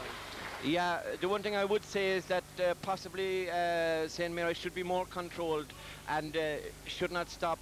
I'll be afraid to pop the outside shot when they can, because it really demoralises the opposition. They have good three-point shooters on board, but at the moment Brosnan is going to the hoop and he's getting fouled, and he can put away the free throws because he's a 90% free throw shooter, and that pushes them 5 points clear, maybe 6 points after this, and that's a good lead with 6 minutes left as he drops another one, and it doesn't even tip the rim. He's absolutely excellent basketballer. Here's Rory O'Reilly. Can Rory do something about it? I still think Limerick won't go down without a fight, but I still think St. Mary's will win it. That's the way I call it at the moment. Flaherty with it. Flaherty goes inside. He's strong. Good dish off to Andries. Andries last year played with Kanturk, and of course they lost to Tigers in a brilliant final of the same competition by a single point. I think it was a great basket three-pointer from Alan Keane of the Tigers at the end that won that one. Flaherty goes off, Andries goes off, and they're back in again. Michael O'Shea is back in. Peter Murphy, number 9, they should be going to him more inside. As here comes Michael O'Shea, and he looked like to be fouled there by DJ. DJ is fouling a lot since he came on. And at this stage I'm wondering, would it be time to bring Hightower in? Yeah, he would probably add a bit of stability down the back, and you could be bringing in Park3 as well. It would be very dangerous from outside. An excellent three-point shooter from outside as well. Might settle things down. But at the moment, Dinny and Tommy Dahmer are going with the guys that are in there at the moment. And they're after giving away possession there now to Limerick. 6 points in it. If Limerick can get a score here and bring them back right back into it again. Another foul by Declan Wall, who's giving out to Jim Long. And Declan is in a lot of fouls. And that's their 15 foul is against 3. Now if they were to get into team foul trouble, that could change it slightly. So this game is really still open as O'Shea gets it and gives it to Rory Raleigh. Raleigh inside to Harkin. It's the big number 11 off the backboard, doesn't go in. The rebound is won by who? On the ground, and here is number 12, back to Rory. Out goes DJ, they're kind of playing man. Rory tries a nice jumper, and it's 25-21, 4 points in it with 4:15 to go. This game is still in the melting pot. Really is strong, a lot of pressure being put on. Rory Raleigh picks up probably his 4th foul, certainly his 3rd I would say. 4 fouls, team fouls for Limerick, 6 to St. Mary's. DJ inbounds the ball. All the way will go, and that's intercepted. All the way will go Liam Brosnan. Wasn't read maybe, or the pass wasn't strong enough to Trod. So it's missed. Declan Wall unleashes a trigger and a 3-pointer. That's the difference between the sides really. Either Brosnan or Wall can do it from outside. That's what we were talking about. No doubt about it. I mean, University of Limerick down 7 points. You think that they're only going to come up in 2 points. They're not really that dangerous from outside, whereas if our guys get in trouble, they can put the 3-pointer from outside with 2 or 3 players, any of them, and they're going to bring up the scores. Brilliant run by Liam Brosnan. Trod puts the basket away. So now at this stage I think they can count their chickens. I think they're going to bring home the bacon. An illegal type of a screen going on there. I don't know what's happening in front of me. Looked like a foul reaching in there. As here comes number 7, misses completely.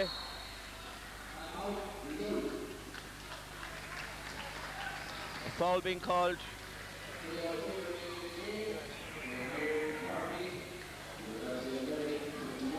30-21 with 3:03 to go, so I think this is going to be victory for Castleisland. Slightly disappointed that they lost the ladies final, but now they're going to make up for it by winning the men's final. And looks like, Tom, at this stage they are going to win really. Yeah, I couldn't see any other result at this stage. They're dangerous from all over. I mean, each one of them can score from outside, from inside, and the University of Limerick just don't have any answers at this stage. We spoke about that, do you remember, when the Tigers were playing in the Division 2 men's final, the likes of Timmy Sullivan, Marcus Kirby, David Falvey. We spoke about in the senior final when you had the likes of Nick Palmer, you had John T, and Gabby. There's so many outside shooters as well, fellas who can score. Rick, in this game, in a period where it's only 10-minute half or whatever and a running clock, what you really need is shooters. The big men are okay on a 20-minute stop clock game, zone defense, but I think you need shooters and you need to play man-to-man. I don't think you can afford to play zone and win a game like this. No, not with the running clock. And I mean, definitely this team in St. definitely have the outside shooters, and scoring is what it's all about. You have to be able to shoot from inside and outside, and these guys have that. DJ Roach to Liam Brosnan, slips it back to Darby. Darby out to Wall. Wall back to Bros. They'll play the 30 seconds nice and quietly now. And Bros from Peter Murphy got a slap around the ear, but that might smarten him up a small bit. Trod. And here's Liam Brosnan. Declan Wall is going to try a 3-pointer before this game is over, or you can call me a Dutchman. The ball is slipped in low, and there's another foul being called on Harkin. And they're getting into team foul trouble now. And the clock is winding away at 2:18. Rocky is down there, Brendan Watson is down there. Tired men after a great week. Fiesta basketball. Bros tries a 3, comes off the rim, and looked like a foul there, but wasn't given. As here comes Michael O'Shea. Liam Brosnan deflects it, comes into Peter Murphy. Foul called on DJ Roach. Darby Buckley did a good rejection there, but the foul was underneath by DJ, and I think DJ will soon might be sitting down. No, he's not. They're happy enough. Tommy Dunn is gone for walkabouts. Denny Porter is looking at his watch. He's going to sit down again. Talking away to Tommy Dom. Tommy Dom talks to DJ. Tommy goes in, cool as a cucumber.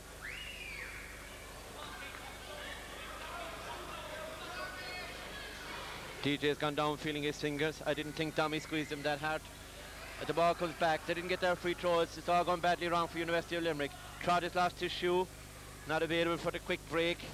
It's about the only thing in life. He loses, we'll be okay. Talk about it. Look at him. We were doing that with the junior men's. Trott, who was commentating there earlier on, he couldn't even tie his laces. We'll have to get his parents to do that for him in future. Before he comes here in future, Tom, can you ensure that Trott gets his laces tied in the morning? I will. I'll call to Michael, his father's house, and I'll ensure now the next game he's playing that I'll get Michael to. That's right. To tie. He can't do it himself. Get somebody else to do it. Correct. You have to get the parents have to do their responsibilities. Absolutely. Before the games. Absolutely. They must take life seriously. And back to the serious stuff. Here's Declan Wall taking free throws, and Declan is excellent from the 3-point range, but that's good. And Trott down. Has he lost his head? No, only his shoe. He's up again. He's full of life, full of beans. Look at him. A fine strapping man as he goes up here. Andres has it. They're going to go very fast. 143 and 9 points. It takes 3 3-pointers. Rory Raleigh should be trying one from here. Sean Flaherty certainly will, but I don't think he'll get one. No, they can't even box out. DJ using all his experience. And here is Liam Brosnan. Liam should cool it down as well, but Liam will go to the hoop if I know Liam. Yeah, he can do it inside, he can do it outside. And certainly, I know Marcus Kirby got the MVP of the tournament overall in the men's, but if I was picking a man, I'd be picking Liam Brosnan. That's being quite candid with you. Yes, I probably have to agree with you there. I didn't really see Marcus in the other games. He must have been really outstanding. But he was a bit disappointing by his standards in their final. But I felt that Liam Brosnan has produced the goods in every match that he has played, all through the Blitz. Yeah, I've seen him during the week, and he's been quite excellent. And he's the all-round player from the free throw line, from outside, as you said.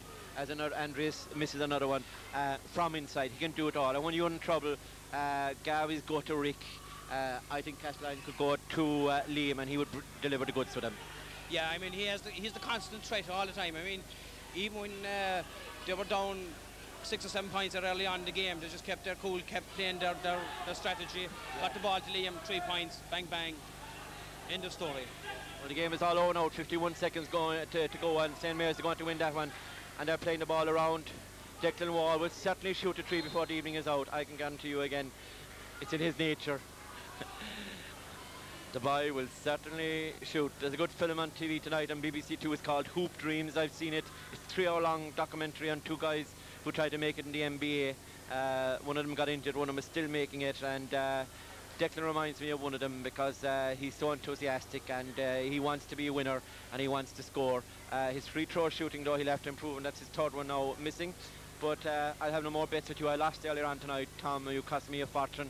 I'll bet with the total future. As the ball comes back out again, and Castleisland pick up the scraps with 39 seconds left. And as Micheál O'Mahertig would say, Tasha Creeknaha. It really is over. And this is the final moment, the last 39 seconds of the 1995 Castleisland Blitz. And really, it was, despite the bad weather outside, etc., great entertainment, Tom. No doubt about it. I mean, fabulous 5 days of basketball, all through, starting early in the morning, finishing late at night. And I mean, for the town of Castleisland, for the people of Castleisland, for the children of Castleisland, it's absolutely fabulous at Christmas time. Yeah. I think a great credit is due to the club here, St Mary's Club, Tim Egan, Dennis Crowley as he crossed away, Gerard Murphy, the Duke O'Connor, of course, Brendan Watson, all the lads that are involved in the club indeed. They deserve great credit. Con Roach, you could name them, the McCarthy's, the Teehans, everybody involved, all the hard workers, the coaches, the lads who take the underage teams, the planning that goes into this Blitz. You've got to thank the sponsors as well, without whom I suppose the Blitz couldn't be such a success. It gets bigger and bigger, it gets better and better, and I think with a small few refinements this can be an institution for many years to come. And I suppose at this stage we'd suffer withdrawal symptoms. It's bad enough to be without the horse racing, Tom, but to be without basketball at Christmas in Castleisland would be certainly something else. Well, I mean, you couldn't imagine Christmas without basketball in Castleisland. After 26 years of it now, I mean, it has grown. Do you remember all of them? Did you play in the earlier ones? I played in the earlier ones. I was only a wee lad at that stage, like, but I remember playing that time with the likes of Big John O'Connor and these guys. All right, yeah. And a fabulous experience, even though like we were only just asked to tug out as mascots more than anything else. Right. So now there we are. I'm just wondering, the one thing that amazes me is the fact that Eamon O'Donoghue and the lads haven't been introduced to the final 39 seconds, just leave the bench players on. What do you think of that, just to give them a chance on the court?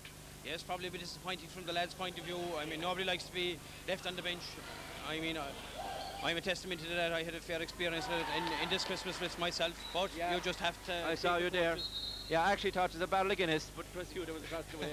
Thanks very much for that one, Mort. The only thing I would say in this thing, I'm looking over at the bench now and I see Eamon John O'Donoghue sitting over there, and he's fairly disappointed he wasn't on. He was actually my coach and he was the guy that left me on the bench. So there you are, Eamon, you're getting a bit of your own medicine.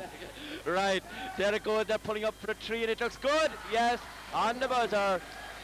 34-29, a 5-point, close enough game in the end, 5 points, but St Mary's deserve drift out. We'll have a presentation here. We'll just listen into the presentation and we'll say good night, and thanks to Paddy on camera, to Tom who's been helpful all the night, Trod with Eamon Keogh for the senior games. This is Mort Murphy signing off, and we'll see everybody back again here next year with the help of God, and we'll see everybody during the year at the various sporting events, because despite it being a basketball Blitz, you've got people from all sporting organisations who take part and enjoy the fun, so we'll see them throughout the year. So it's good night from everybody here at the Castleisland Blitz, and we'll now wait the presentation of the Division 1 men's, which goes to Castleisland, and their captain Tom Fleming will accept the trophy. I expect Liam Brosnan to get the MVP, and hard luck on University of Limerick. They fought hard, but at the end of the day they just weren't good enough.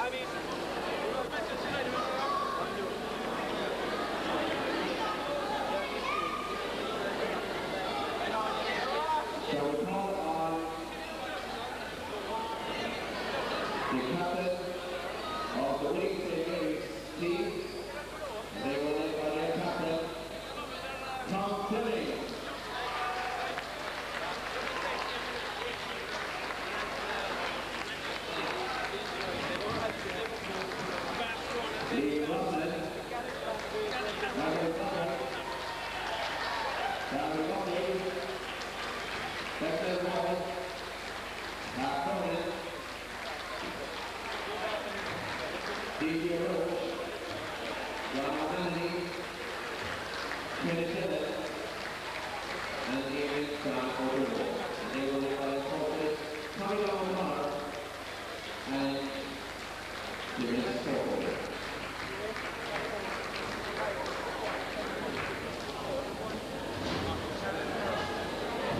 the MVP on the night goes to Kerry's man, and that man is Lyonesses.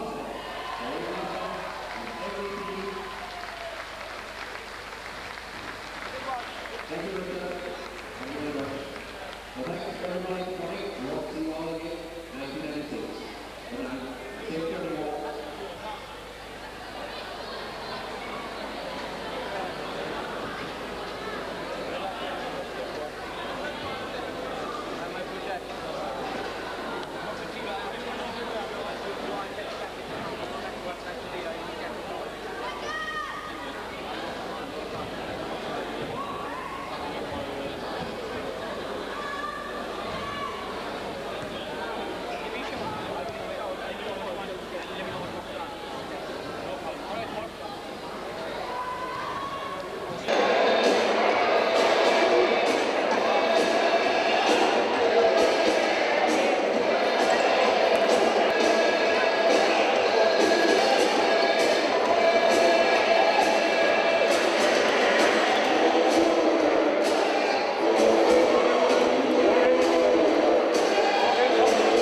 Well, certainly every seat in the house is gone.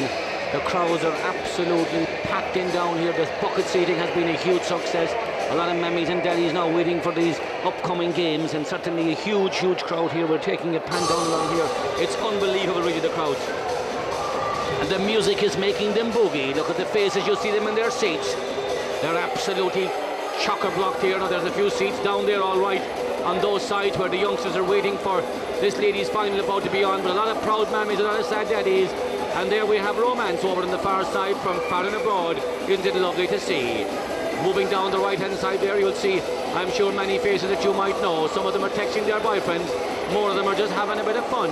But what a day it is here in the 36th Blitz of St. Mary's here in the community centre in Castleisland. Absolutely fantastic atmosphere. Buzzing, buzzing, buzzing. Tommy Dom is back there. He's a proud young daddy now since last year. There are the workers on the bench, the men behind the scenes who say nothing, just get on with the work and do their job. Many up there now, and many have been there all day, coming and going. Seats are becoming a premium. Within the next half hour, the place will be absolutely jointed. But isn't it great to see the crowds? And certainly, I think the numbers are way up on last year. It's hard to judge, but based on the traffic we saw outside, just unbelievable, really. And isn't it great to see it? There they are, sitting in their seats, comfort and totally relaxed, at peace with themselves. Some of them having a smile, rocking in great form as usual, and the men behind him. A lot of talent on display here, a lot of fine young-looking men and fine young-looking girls, and the doormen, of course, doing a massive job.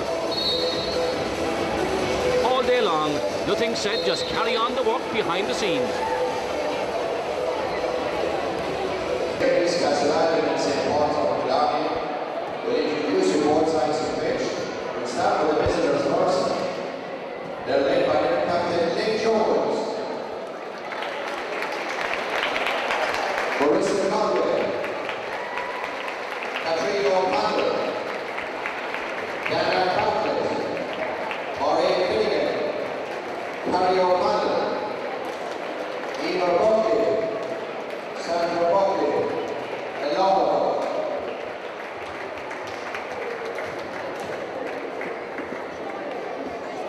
Up here to my right, we have St. Mary's, led by their captain, Bridget.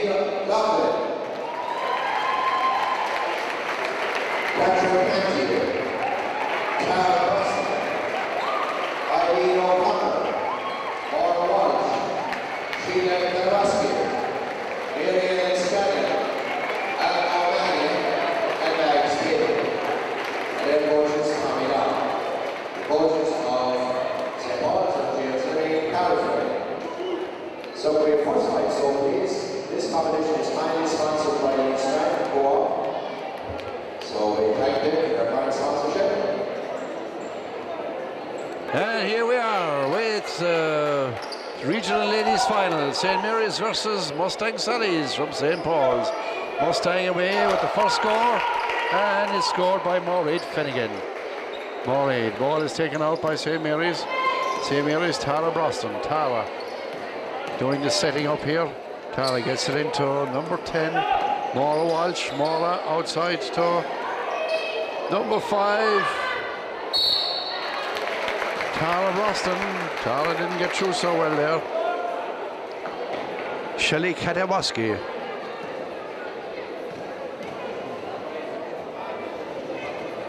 Puts the ball in, rolls it around the ring, and it doesn't work out so good. So we expect that these people ought to be able to make free throws. He puts up the second one, and up it goes. And there it is.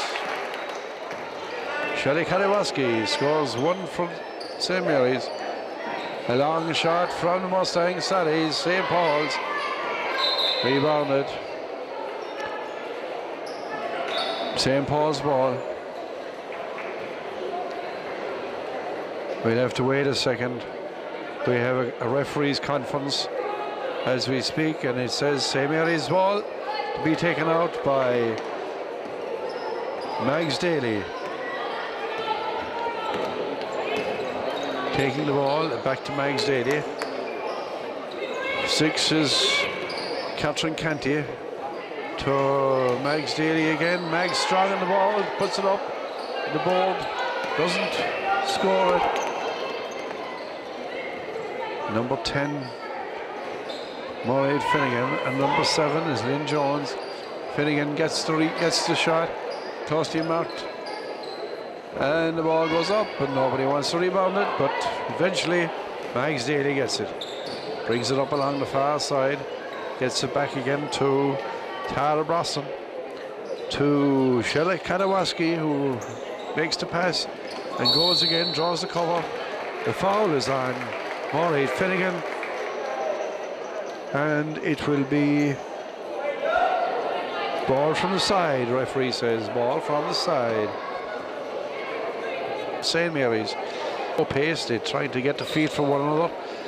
Tara to Shelley Kadawaski, over to Maura Walsh. Maura gets it into Catherine Canty. Part of her training in Templemore basketball. She's now playing with the Garda team. Puts it up, rolls it in, and ties the ball game at 2-2 with a chance to go ahead. And does it happen? Yes, it does. St. Mary's 3-2. Catherine Canty is the scorer as Mustang Sallies bring it down the court. Turning and fouled. The foul must be on Mags Daly. Yes, 13. And shooting the shots will be Katrina O'Connell, captain of Mustang Sallies. Coming to the line, puts it up.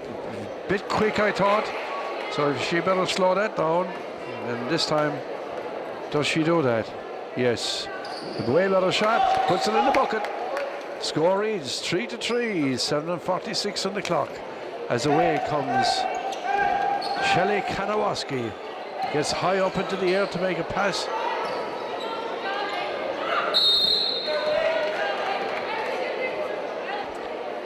Mustang Sally's ball. Number 7 from Mustang Sally's, Lynn Jones, captain of tonight, is on the ball. Sets it up. Playing a 1-2-2 defense. St. Mary's. And the foul score is not counting. The foul is on from the side. We have Mustang Sally's taking it out and bringing it in again. And here we go, number 8. Katrina O'Connell. St. Mary's bringing it up along the court. Kadawaski, Mags O'Connell back to Tara Broston. Mags O'Connell, and in time we have outside is Tara Broston trying to go to the ball. Gets the ball outside to Mags, and Mags puts it up, shoots a 3-pointer, and a good shot it was too. Scoring 6-5, 6:27 on the clock as Mustang Sallies bring the ball down. The foul this time. These referees are very, very strict. Any touching at all, and the referees are blowing for it. Mustang Sallies take it in, and taking it in. Number 10 is Maureen Finnegan, has a shot, rolls it off the ring, rebounded by Lynn Jones. Lynn to Kerry O'Connell. Kerry has the shot, but rebounded by Mags Daly. Mags gets it inside to Canty. Canty goes to the board and puts it in the bucket. Fine score by Catherine Canty. Score is 8 points to 5. 5:46 on the clock. As Mustang Sally is trying to come to grips. And it's a travelling call. Anyway, and bringing it out from Mary's is Tara Broston. Takes it in the far side. Canty comes in on the top of the key. Gets it out to Mags O'Connell. Mags takes on her player. Puts it up. Hits it off the ring. Rebounds it again. And the foul is called on Kerry O'Connell from Mustang Sally's as Mags Daly steps to the foul line. Last time we were here, we just scored 1 out of 2. Can we do it better this time? Mags goes through her motion, puts the first one right in the bucket.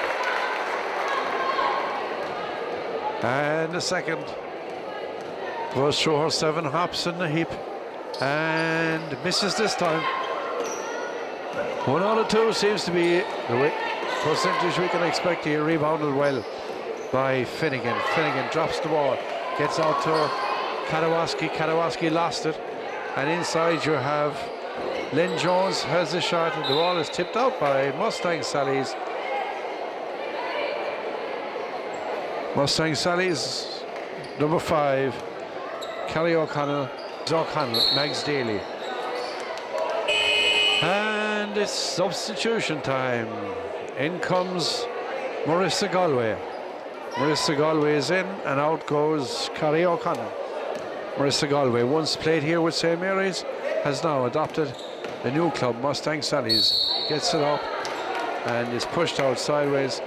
Gets the shots here. Boo Boo will be happy with that. Pulling the foul and getting the shots. Coming to the free throw line, we have Marissa Galway just after coming in. Rolls in the first one, but hits it too hard off the back and it rolls back out again. Here we go with number 2, and the same thing happens here. Hits it to the left of the ring and it rolls off. Kadawaski looking for Broston, and Broston goes up, and what a basket. Nice play by the Marys, moving the ball nicely. 11-5 on the scoreboard, 4 and 18 seconds to be played. Marissa Galway gets it out to Maureen Finnegan, who has the shot. Mags Daly brings it away for the Marys. Mags looking for Canty. Canty gets it back to Daly again. Daly goes to the board, puts 2 more on the bucket.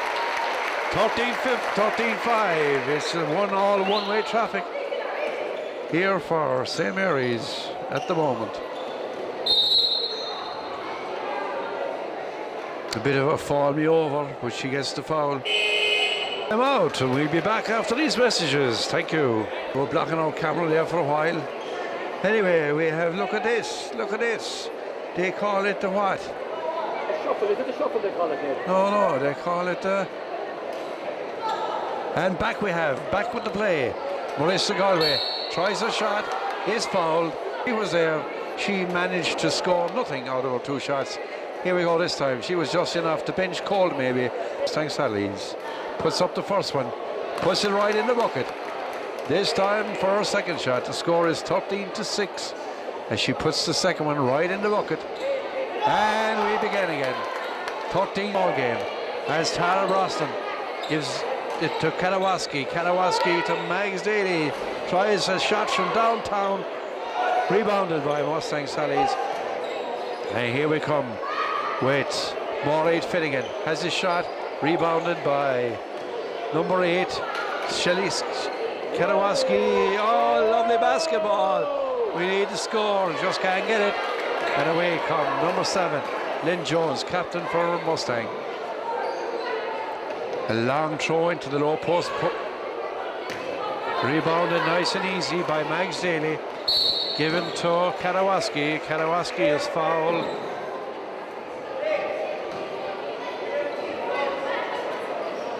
Maura Walsh goes out to take it. Gives it to Mags. Mags tries to rise over the opposing team.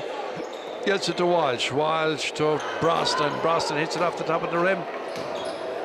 And everybody goes out and is into Mustang Sally's. Mustang's number 7, Lynn Jones. Oh, what a foul. Great defence by Broston. Stood her ground well. Gives it to Walsh. Maura Walsh. To Kadawaski. To Broston. Broston waits her chance.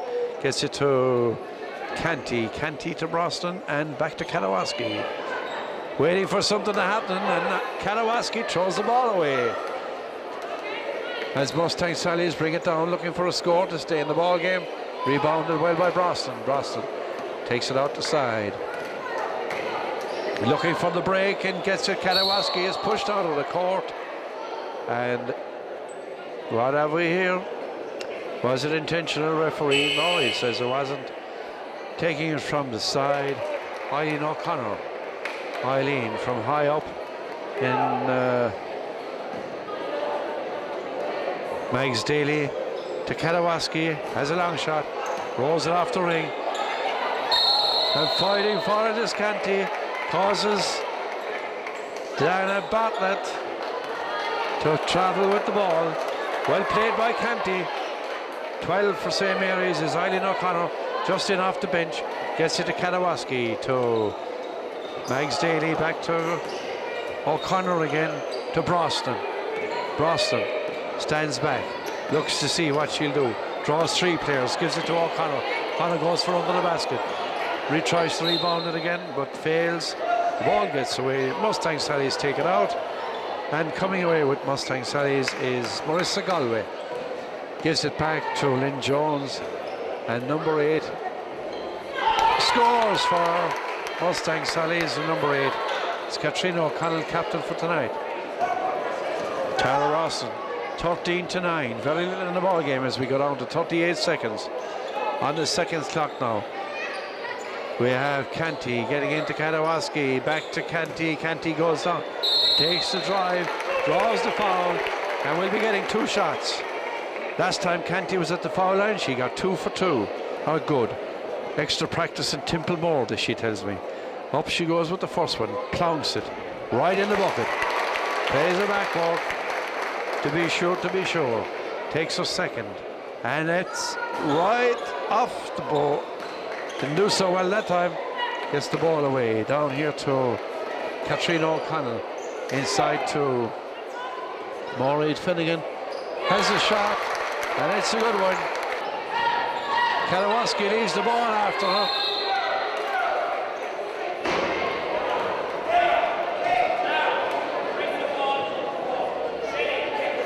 Coach O'Connor, Tommy Dom, uses an expletive or 2 over. She's not happy with the way Kadawaski lost that ball, as losing that ball cost us a foul and also cost us 2 shots. We are in foul trouble now in the first half. However, score is 14-12. We got 9 seconds in the ball game.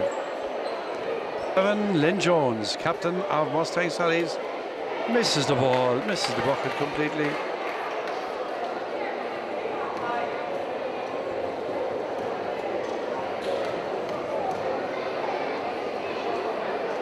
Number 7 tries again, and this time she scores. 13-14. 9 seconds on the clock as St. Mary's try to make the basket this time. O'Connor Eileen goes through and out to Kadawaski, who puts it in the basket, making it 16-3 as we close down for halftime. We'll be back after these messages. Thank you.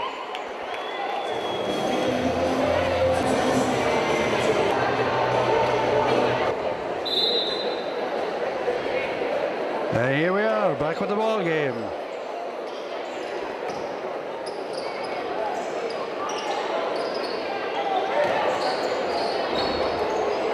As St. Mary's, Kadawaski rebounds that one. Back to number 12, O'Connor. Eileen.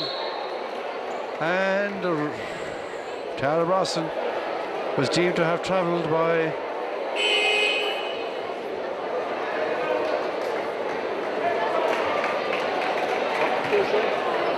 substitution coming your way now. And it's Eileen O'Connor still on the ball for St. Mary's.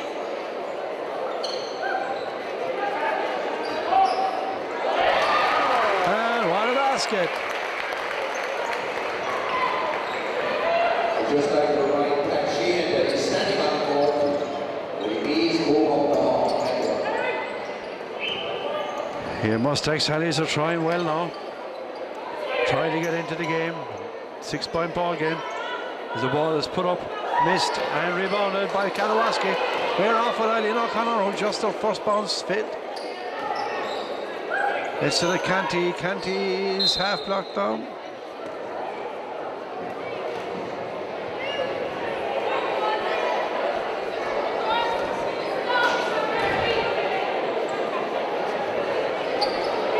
O'Connor has the shot, rebounded by Mustang Sallies. And the foul is on. Playing with the Marys in the second half, we have Shelley Karawaski, Catherine Canty, Tara Broston, Eileen O'Connor. Let me see, there's a number 7 in there, Mary Ellen Scanlon. Mary Ellen. Broston now, Tara's going to bring it along down the line. Tara takes it over the halfway line, gets it out of trouble, passes it to Canty. Canty gets it into Mary Ellen. Back to Tara Broston, knocked out of her hand. And it's a Mustang Sally's fast on the break. It just misses the layup. Under good pressure from O'Connor. And rebounded by Karawaski. Karawaski bringing it down the course. Looking to pass it to somebody. Points the way to play it. And number 7, Mary Ellen Scanlon gets her first score. Reads 21-13, 7:22 left on the ball game. Mustang Sally with a nice team, hoping to do better than what they're doing, but Eileen O'Connor gets it away nicely. And what a chance. Great effort by Karawaski. She almost made it. Was fouled. And this is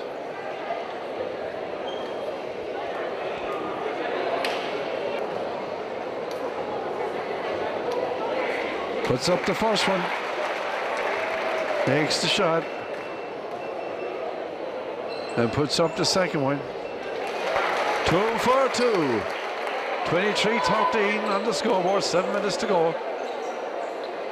And Mustang Sally's still with the ball, still with it. Rebounded by Karawaski. We'll be back after these messages. This week is sponsored by Day4, and that is the International School here in Castleisland and Cordal National School. So we appreciate both those teams who take all of the please make their way to the table for the prizing ceremony afterwards.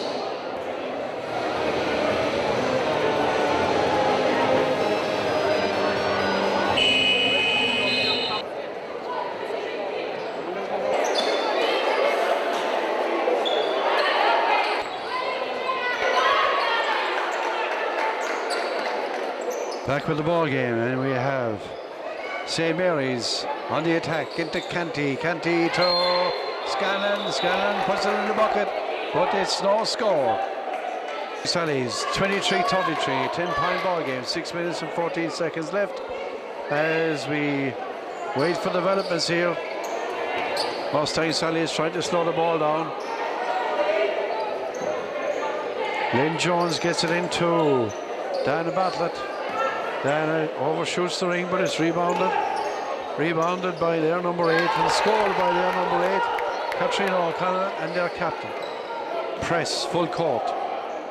And Canty is sitting waiting for the ball to Scanlon. Scanlon to what? Karawaski. And back to Tara Broston. To Karawaski, holding up the ball now. 3-pointer. Missed by Eileen O'Connor. And rebounded well by Tara Broston. Fairly strong in the ball as we move. Mustang Sally's 23-15, just an 8-point ball game. They were closer earlier on. Oh, unlucky this time. And it's Tara Broston can't understand, but it is a Mustang Sally's ball. Up they go for it. And it's rebounded.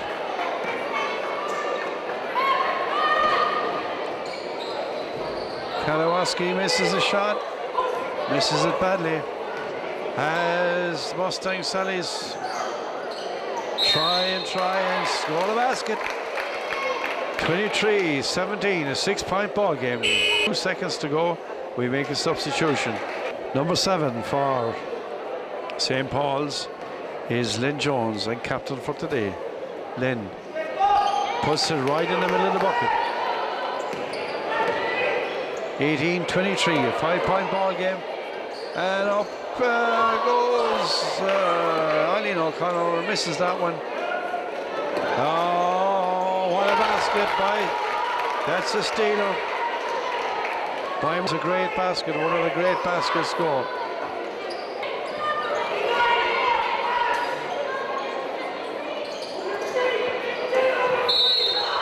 And the foul is on Katrina O'Connell.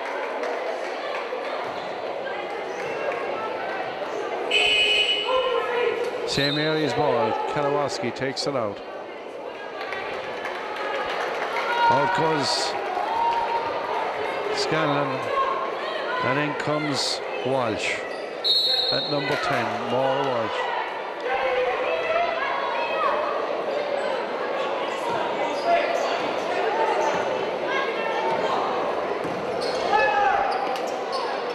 (23-20). Can they come back? Can St. Mary's hold on? Can we just hold our heads? And yes, the ball has been put around. Maura Welch takes it around the top, gives it back to number 13, Mags Daly. Mags tries a shot from downtown, and we can't afford to be downtown. And the foul is on Mags Daly as we collect another one. 23-20.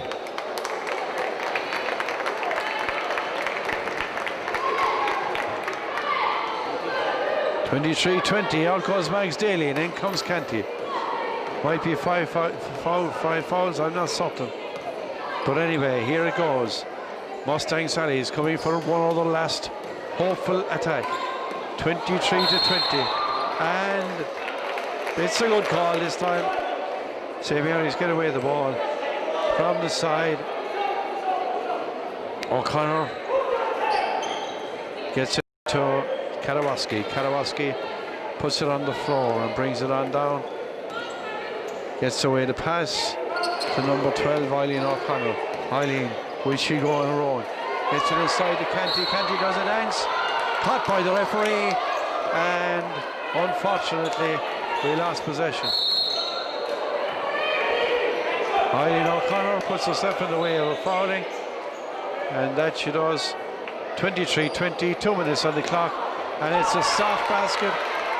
21, 22, 23. And the game is anybody's game now. It's 1-point ball game.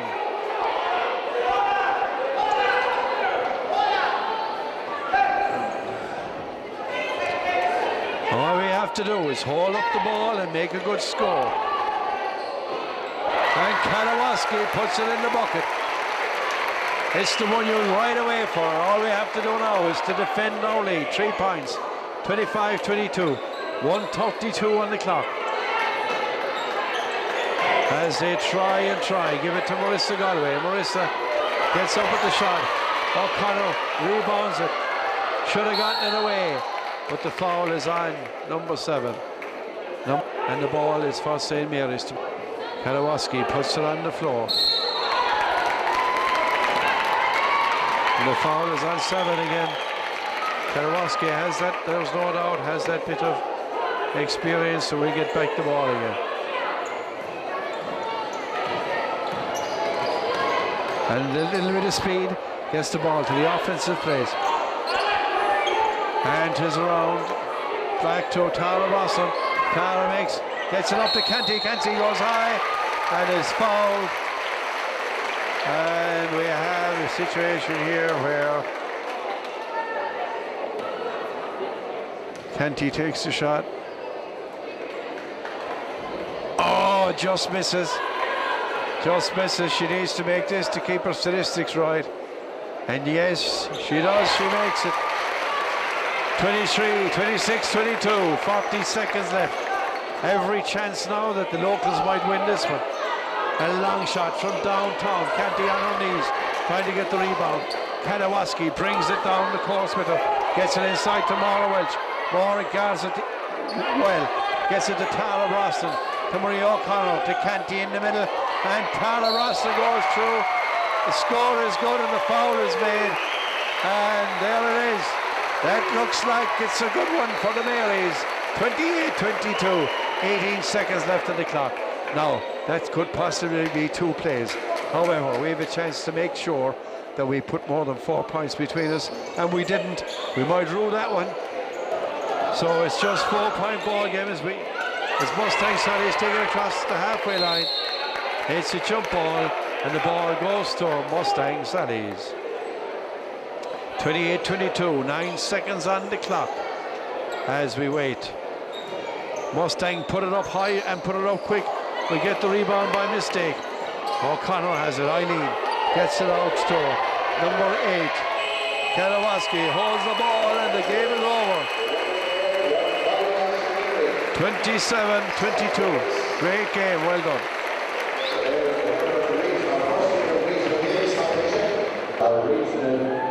Competition, and we call on rating up on behalf of Lyonesses areas.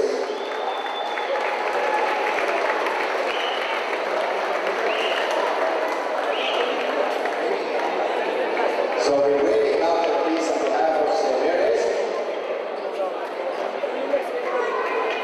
There she is. Congratulations. We have Patrick Mandy. Tara Roston. Eileen O'Connor. Laura Roston. Shelley Kowalski. Lydia Estelle. Anna O'Malley. And Alex Lee. Their coaches, Marina O'Connor. All the coaches. Congratulations. The MVP award, which is kindly sponsored by Inheritance and here in Castleisland, goes to the member of the winning team, which is the United States of America, Shelley Kowalski. You can see this team again. They're playing the 7th of January here against Cordal. The Castleisland Community Center, the National League game. That's here on Saturday at 8:15, the 7th of January.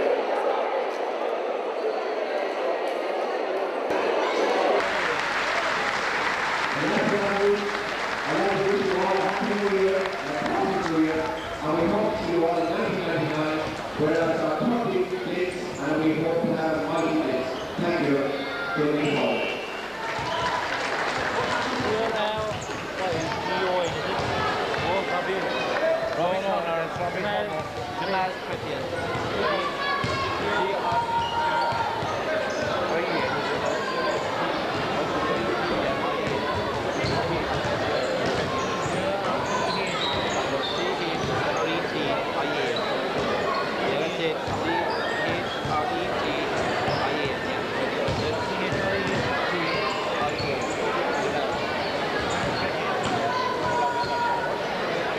Now the referees have informed us that no game will start unless the people that are standing underneath the backboard with the pads, the ones that are there, clearly there is the position of the players. So I don't know how you want to go, but if you would move it on, please, just, we're not interested in this, so please, if you would tie up together. And back there we have a family reunion. That's Tom Looney there with his sister Mary. Over from Mary lives in Tullig. We're waving now at Tom and Mary at the minute. Hello Tom. Tom is very keen Kerry Spring supporter, belongs to the committee and runs basketball in Killarney and also in the community college in Killarney as well. Back we have John Brennan just behind him. Said something that wasn't agreeable, obviously, at the minute, but it's considering Helen has her ear cocked, wants to find out what they're saying, but they're whispering. And back behind is Dan Reedy, and he has it all covered.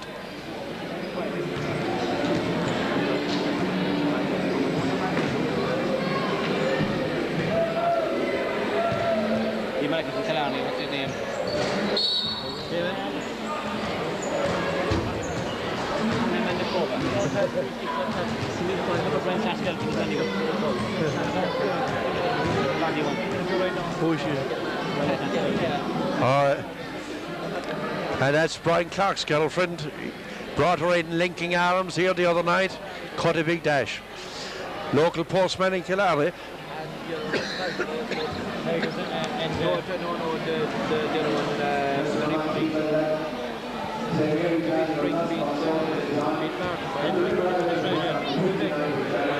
Willie Lean from Ballymac as he rubs his brow. He picks up golf balls. There's somebody hitting golf balls into his land and he's trying to figure out who is it. We have the man here, Dennis.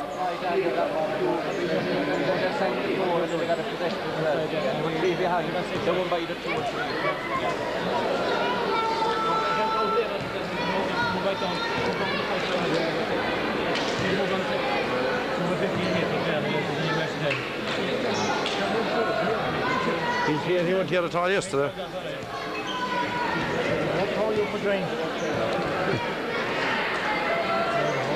I'm all right.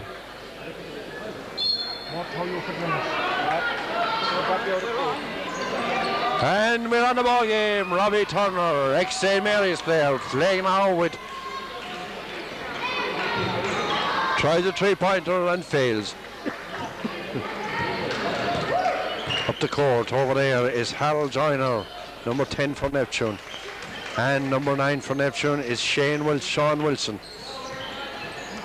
Number 5 just got out into Wilson. Wilson fails to handle. And it's Kerry Spring. Pat O'Shea brought back. Wasn't here yesterday when they won the semi-final. Gets it into Jamil. And Jamil makes it 2 for Kerry Spring. And stands at the foul line for a shot. 11:21 on the clock as Jamil scores. Makes it 3 points for Kerry Spring. Number 5 is David Downey. And 12 is Niall O'Reilly.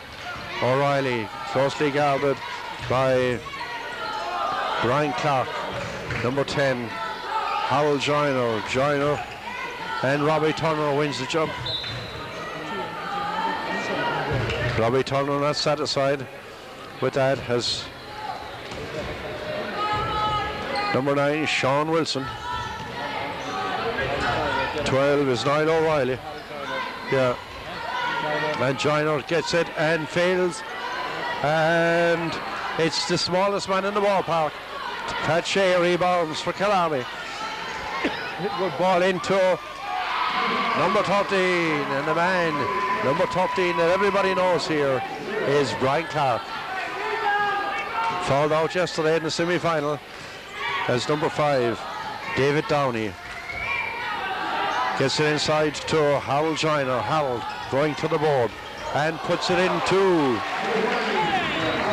2 for Joyner. Pat Shea brought in specially to play make for Jamil. Gets it inside to Clark. Back to Jamil, who tries a three-pointer and misses the board, misses the basket. And it's got by number 12, Niall O'Reilly. O'Reilly gets it to number 9, Sean Wilson. And Sean Wilson makes it 2.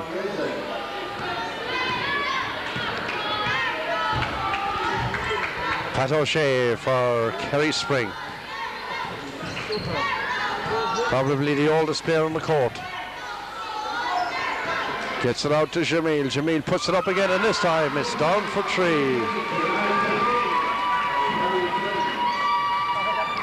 6 points for Creation.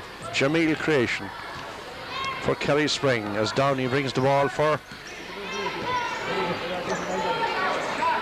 number 12. Is Niall O'Reilly and gets it over to number 10 is Joyner, and Joyner says there's travelled and the ball is taken from the side.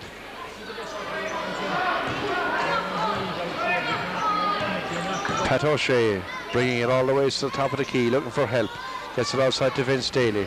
Vince to Jamil, turns and shoots and misses completely as Downey brings away the ball. Strong on the ball, it's the young guy.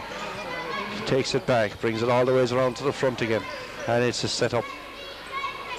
14 is Kelleher. And we're a bit slack here as Sean Wilson failed to catch that one. Back to Jamil and in for 3 more. 9 points for Jamil. This is an excellent display by Jamil. And we saw him in the semi-final, he couldn't put the ball in the bucket. Number 9, and putting it in for Neptune is Sean Wilson. Score is 11 points to 6. 7:48 on the clock.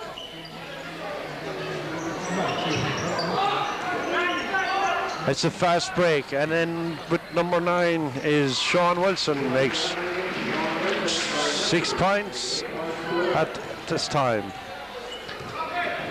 Pat O'Shea. 2 coaches from Cork looking after these 2 teams today. Inside to Vince Daly, and Vince goes up and puts it in the basket.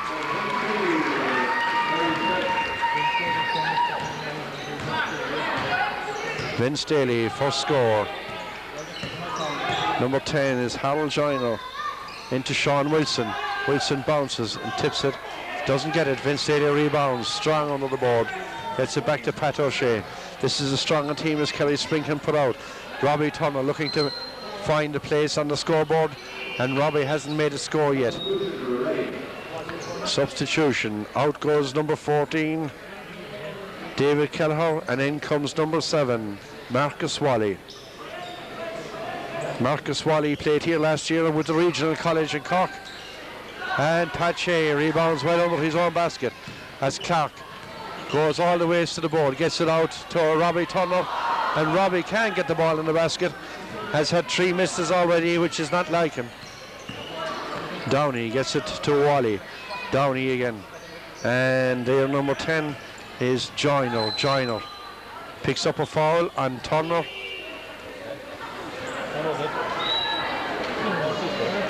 Substitution. In comes John Tehan. This is John Tehan's first appearance for Kerry Spring. This is his first game of playing. Has been working all over the Christmas period, driving ambulances. Somebody said he was on top of Karen Tool, saving lives the other day. And Downey comes in. It's a great stop by and Neptune get a takeout. 12 for Neptune is Niall O'Reilly. Niall O'Reilly to Sean Wilson. O'Reilly takes his shot and puts it in. Score is 11-13. O'Reilly.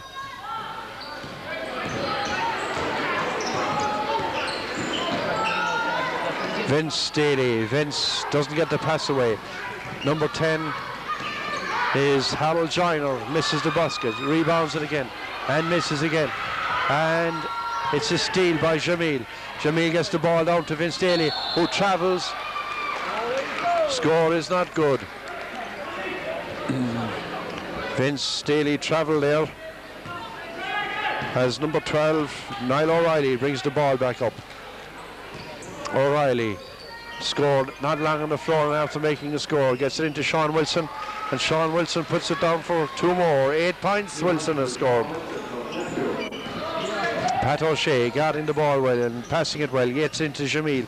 Jamil goes up, tries to jump and loses possession. Ball for Neptune from the back. In comes number 8, Gordon Fitzgerald, and off goes number 12, Niall O'Reilly. Downey is still bringing the ball for Neptune and is robbed by Pat O'Shea. Pat O'Shea takes it all the way, scores 2 points, and it's 2 nice points scored by Pat O'Shea. A bit of age, a bit of cuteness, and 2 points for Pat O'Shea as he stands on the free throw line for another. Score is 13-all, a brand new ball game after 4 minutes and 14 seconds left on the clock.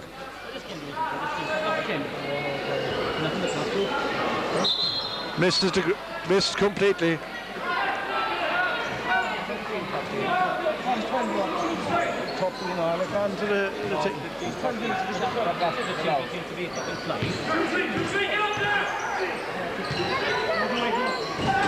And it's a dunk by Sean Wilson.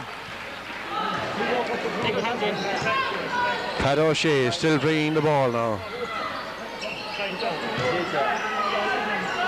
Robbie Turner, Robbie holding up, gets it to Jamil, who's on his game tonight. Just misses that, rebounded by Vince Daly. Vince misses, and up goes Robbie Turner to make his first 2 points of the tournament in the final.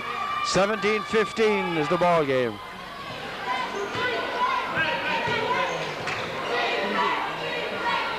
And it's 2 more points by Shane Wilson.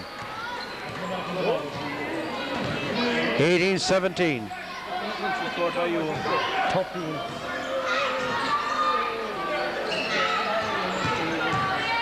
And in goes Jamil. Rises up. Rebounded by Robbie Turner. Pulled to the ground. And picks himself up. And up goes another one. 15 points by Shane Wilson. And it's timeout. And we'll be back after these messages.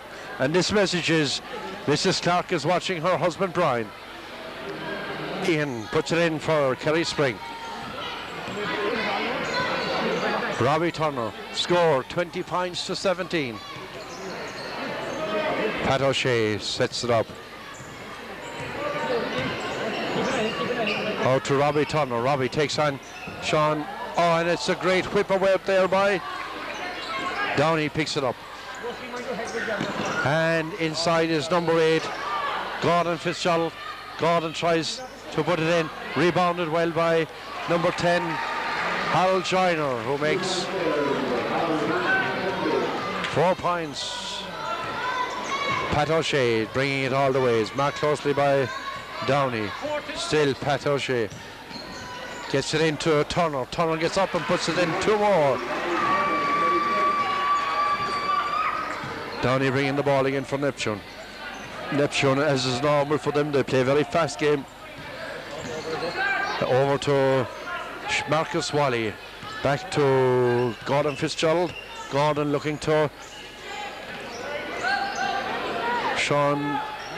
And number 10 rebounds, gets it out to Downey. Downey closely marked by O'Shea.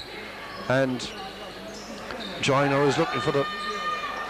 Up goes Fitzgerald, and Fitzgerald puts it in the bucket. First score for Fitzgerald, 2 points. 24-19.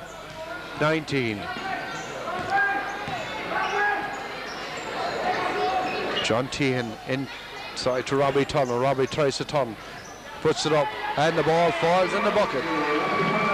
6 points scored by Robbie Turner now. 24-21.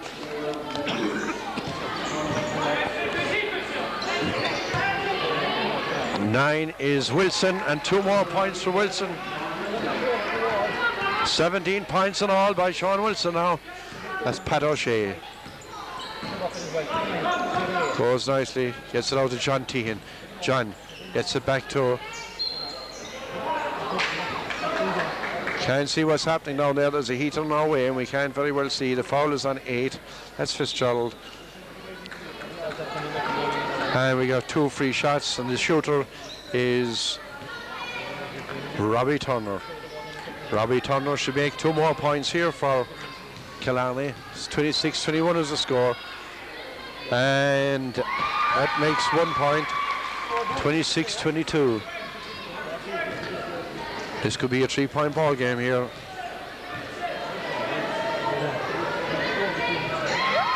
Eight points to Turner. As Joiner takes it out. Fitzgerald goes all the ways, beats John Tehan, and puts the ball in the bucket. Pat O'Shea, will he last for the half hour? Will he last with the heat? Because he'll be an awful loss to Killarney. Holds the ball well. And was travelling. Timeout. And we back with the ball game. It is getting difficult now to be inside the line. and Jim is making the most of it. As number 11, Kevin Reddy is in the game. Kevin Reddy to Fitzgerald. Fitzgerald calling Reddy. Fitzgerald again. They're after taking Downey out. Fitzgerald going all the way to the back, loses possession, and Robbie Turner takes it out for Killarney. In the game is Clark, and out is Pat O'Shea. Turner jumps and doesn't give himself a chance to shoot. Does a ridiculous thing, and Neptune throw away the ball, and we're at half time. We are now going chasing rats. The score is 28-23 at half time. We'll be back after these messages. Thank you.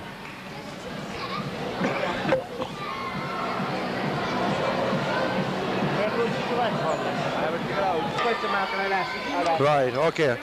Back with the ball game. And it's Joiner. Joiner.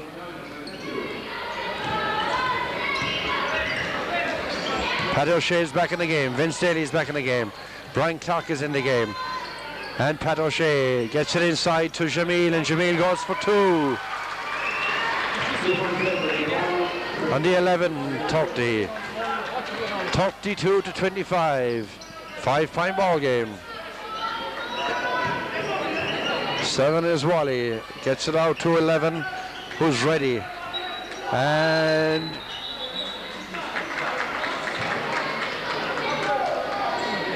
it's Kerry spring ball.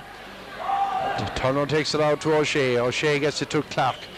Clark looks up, looks down, goes all the way to himself and puts it up and scores 2 points for Brian Clark, and picks up his foul as well. Yeah.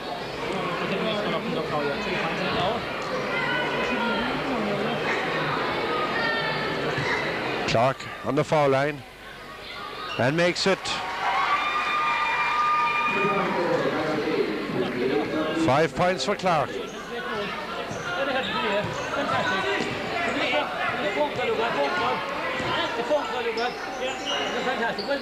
Still Neptune, ready, shoots a 3-pointer, rebounded by Jamil, and Pat Shea takes it off the line. Throws a long one to Robbie. Robbie cuts it in and is robbed by Fitzgerald.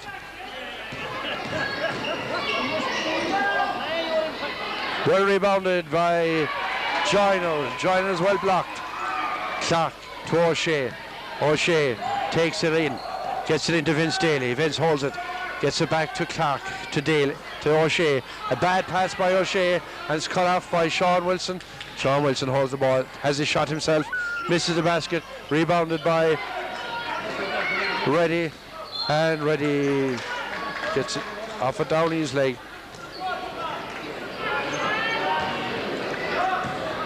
Brian Clark taking up on the right hand side of the court. Went to the board a while ago and scored a basket. Holds the play up now. Gets it back to Vince Daly. Vince Daly misses. And rebound by Harold Joiner. Joiner needs to score a few more to make an impression for the Neptune team as he goes in, puts it under his arm and walks the will. Not allowed, says referee Jim Long, because you can walk in this game. Turner misses by a mile, having one of his worst games here, and the foul is on Brian Clark for pushing on Fitzgerald. In comes Downey to tidy it up for Neptune, and out goes Reddy.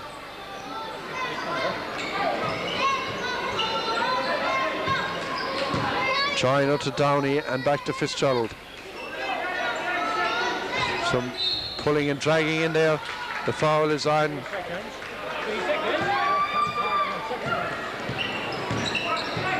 Pat O'Shea to Jamil. Jamil about to shoot and took the step forward. Drives to the basket. Didn't get it up high enough. And it's Downey rob. And Turner. And Turner makes 2 more points.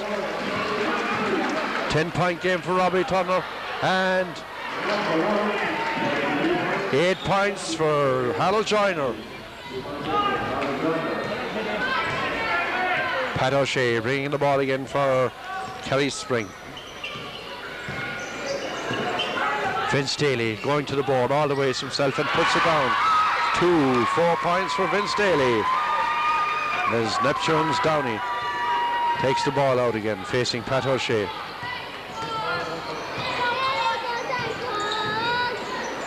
Gets it to Fitzgerald.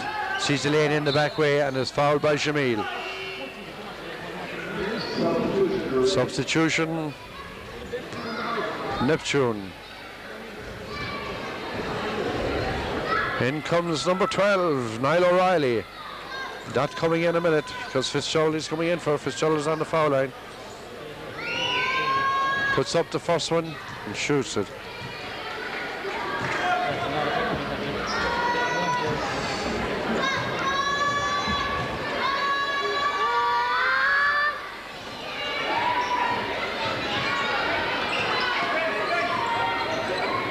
Vince Daly going to the board again this time.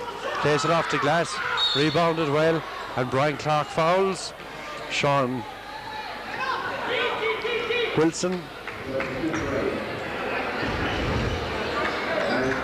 In comes Niall O'Reilly now. For Neptune. Gives the ball to Downey. Takes it out to number 7. Wally to Niall O'Reilly. And back to Harold Joyner. Gets it into Sean Wilson with a high score of 19 points now. John Tehan throwing it down for Killarney, 35-32. 3-point calling the box. Vince Daly, top of the key, puts it on the floor and throws it in the bucket. 2 more points for Vincent Daly as Neptune 35-34, a 1-point ball game. 6 minutes on the clock.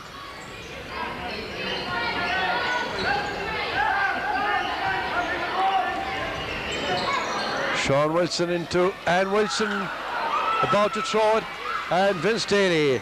It's a good rob by Kerry Spring, good one to get away with. Gets it up here to Robbie Tunnell. Robbie gets it into Jamil. Jamil turns around, walks, gets up and shoots and scores the basket. 2 more points for Jamil. Had been gone to sleep for a while, but has come back into the ball game again.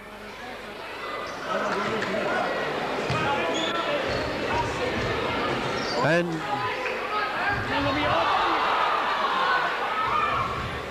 Robbie can put into a battle.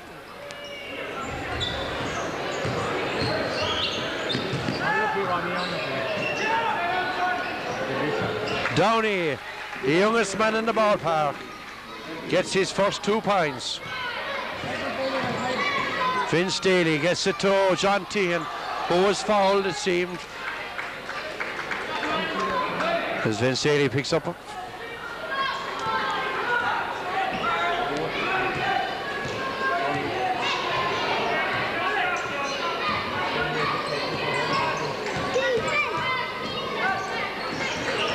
Downey is a strong young man on the ball. Is rebounded in there by Pache. Gets it away to Jamil, to Vince Daly, and Vince stands and plugs 2 more. 8 points for Vincent Daly. As 37-38, Killarney going to a lead for the first time in the ball game.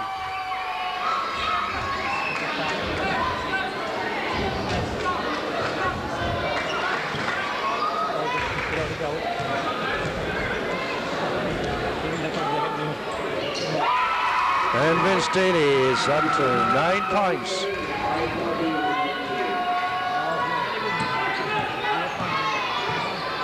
Downey, here we go with Downey. Downey shields that ball well, gets it into, and is robbed, and John Tehan is there to win it. No, and it's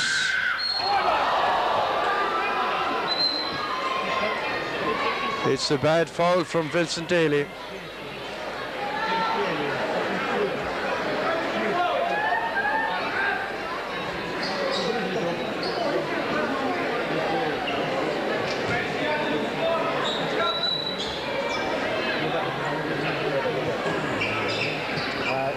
Another, I think I think Daly has 2 more at the scored. I only have him down for 9, but I might get on.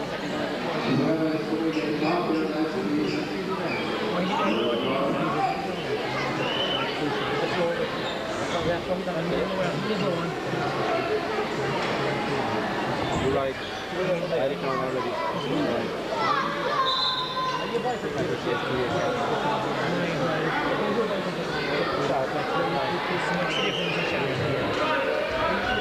And number 9 there, Sean Wilson, got a bit of a toss, but I think he's sorted himself out as he takes these 2 free shots. Puts the first one in the bucket, making it 20. This will, yeah. 21. There's a high score of 21 points in a 20 minutes final, and I'll tell you, and it's a brand new ball game, and this will go all the way to the wire. 5 minutes left. This is going to be a hectic 5 minutes. Out comes Turner. Turner has not been playing well this evening. Gets it into Jamil. Jamil turns, gets up with the shot, and puts it down for 2 more. 15 points for Jamil. Killarney go ahead for the first time this evening. 41-39 as Downey goes to the board. Closely watched by Pat Shea. He's not going to get easy scores here. Number 10 is Joinery. Misses and rebound by Jamil. The Turner. Turner doesn't look up. Turner sees the board, goes up and puts it in. 2 for Robbie Turner. 12 points for Robbie Turner. And Neptune are back in the ball game again. Up and rising is Sean Wilson, and Sean Wilson makes 2 more. 23 points for Sean Wilson. This is a high-scoring game for some of these players, some of them playing excellent ball. Pat Shea still with the ball. Throws a bad pass to John T, and he's not able to get to it. Substitution. In comes Fitzgerald. Out goes Wally. So we nearly have the first 5 again. Fitzgerald is back in on the floor. Neptune. Fitzgerald shoots. Rebounded inside there by Turner. Turner was last to touch it. So it's a Neptune ball. 3 minutes left in this game. This will go all to the wire. You would be surprised if we went into overtime.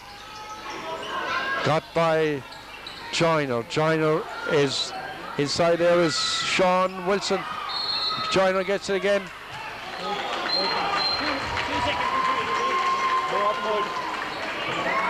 Scores not counting. John Tehan takes it out for Pat Shea. Trying to call a play here. John Tehan gets it to Vince Daly. Robbie Turner.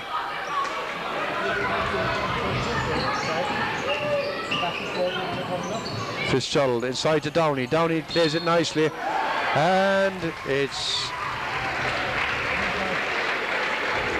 10 points for Harold Joinery.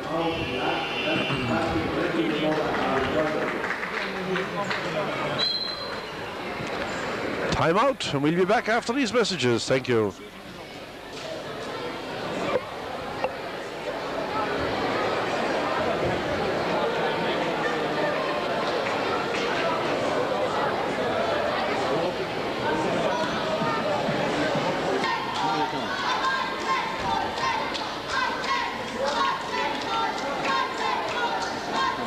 Relax a minute.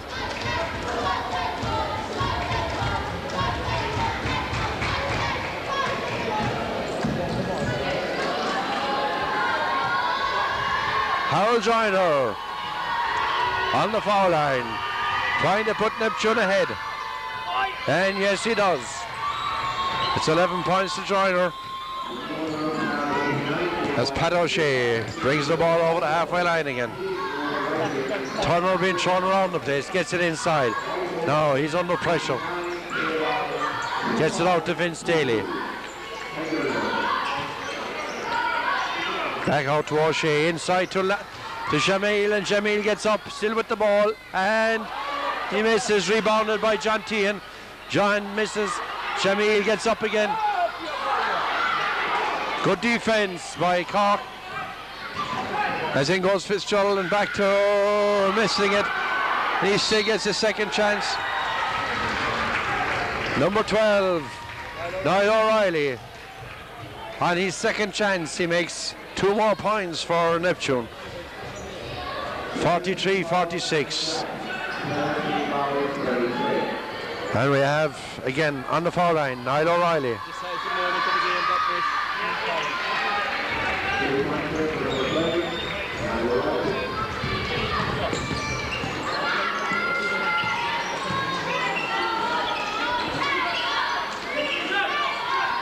Into Jamil. Jamil gets up, never looking like he was turned right to the board.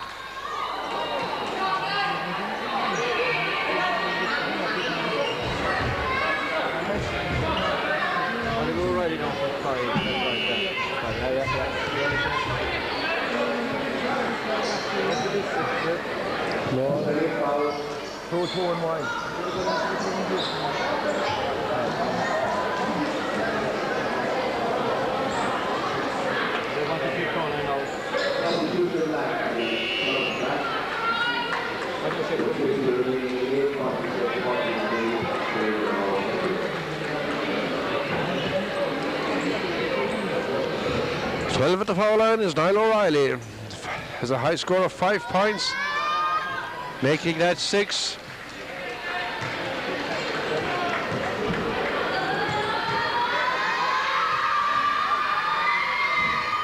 Making it 7. As Killarney bring the ball away. Jamil loses control entirely. This man is after getting tired, I think. But Jamil rebounds that one and stops it right there. And scores 2 points.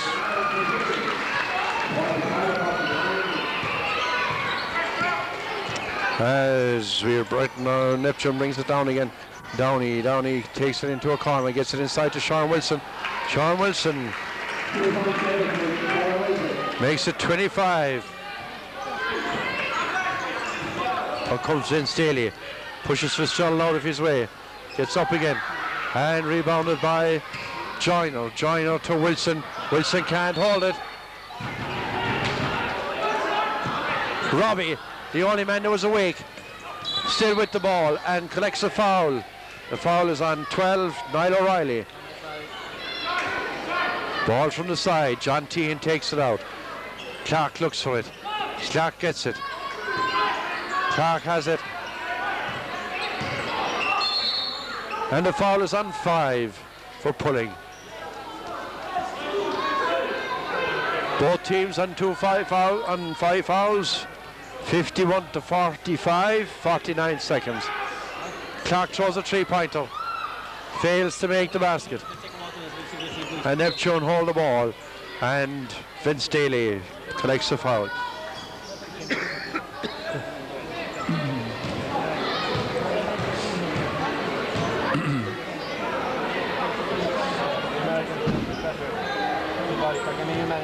Points, that's John Wilson.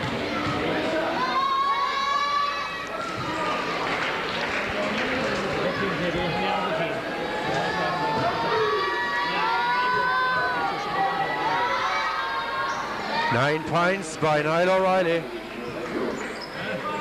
John Tehan trying to draw Fitzgerald, gets it to Robbie, tries a 3-pointer, and rebounded.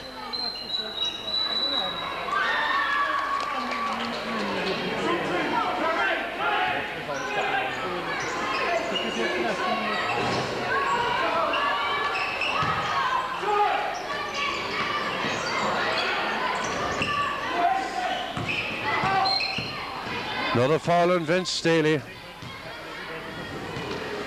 23 seconds left in the ball game. It looked like it was going to go to the wire. I think anymore, that wire is reached.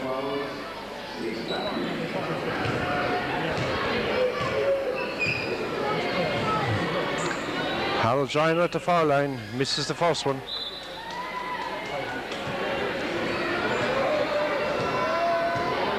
One shot. Has a chance to find himself in 12.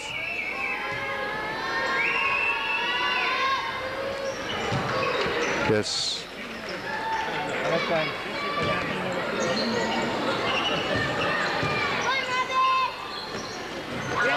That's one 3-pointer by Robbie.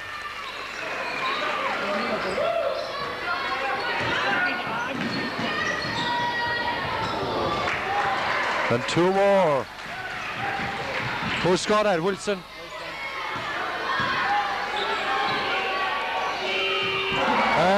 Number 8, Fitzgerald. Score.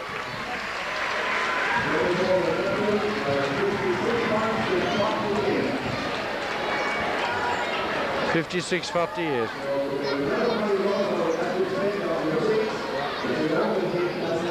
One left.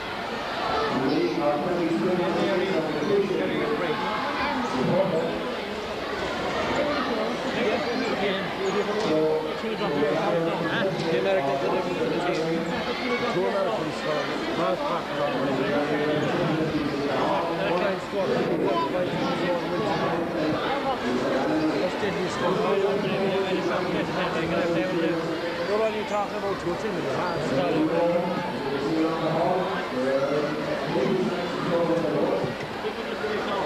I think we'll respond to court and say, keep the score from the next game. We will do one shot.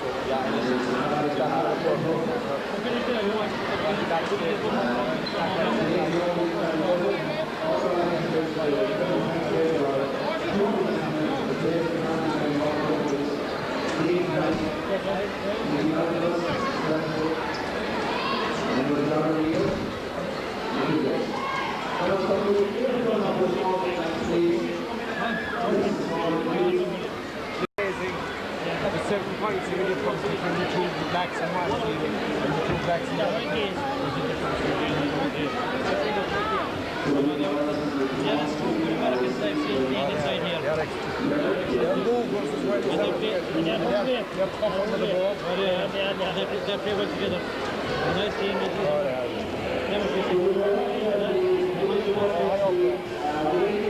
they play lovely about the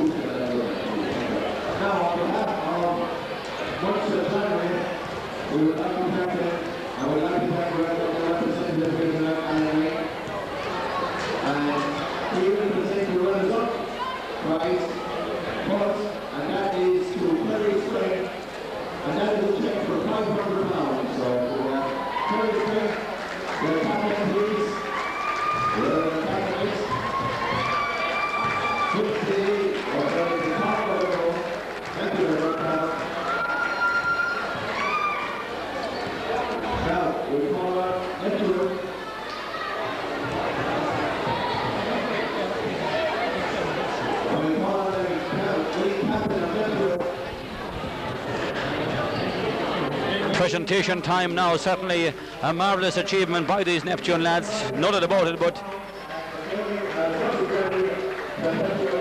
a step above really. When they wanted it, they could just pull a grade and go forward. They were checked for £1,000 and a beautiful trophy. Well, I'm sure it'll be spent well between them.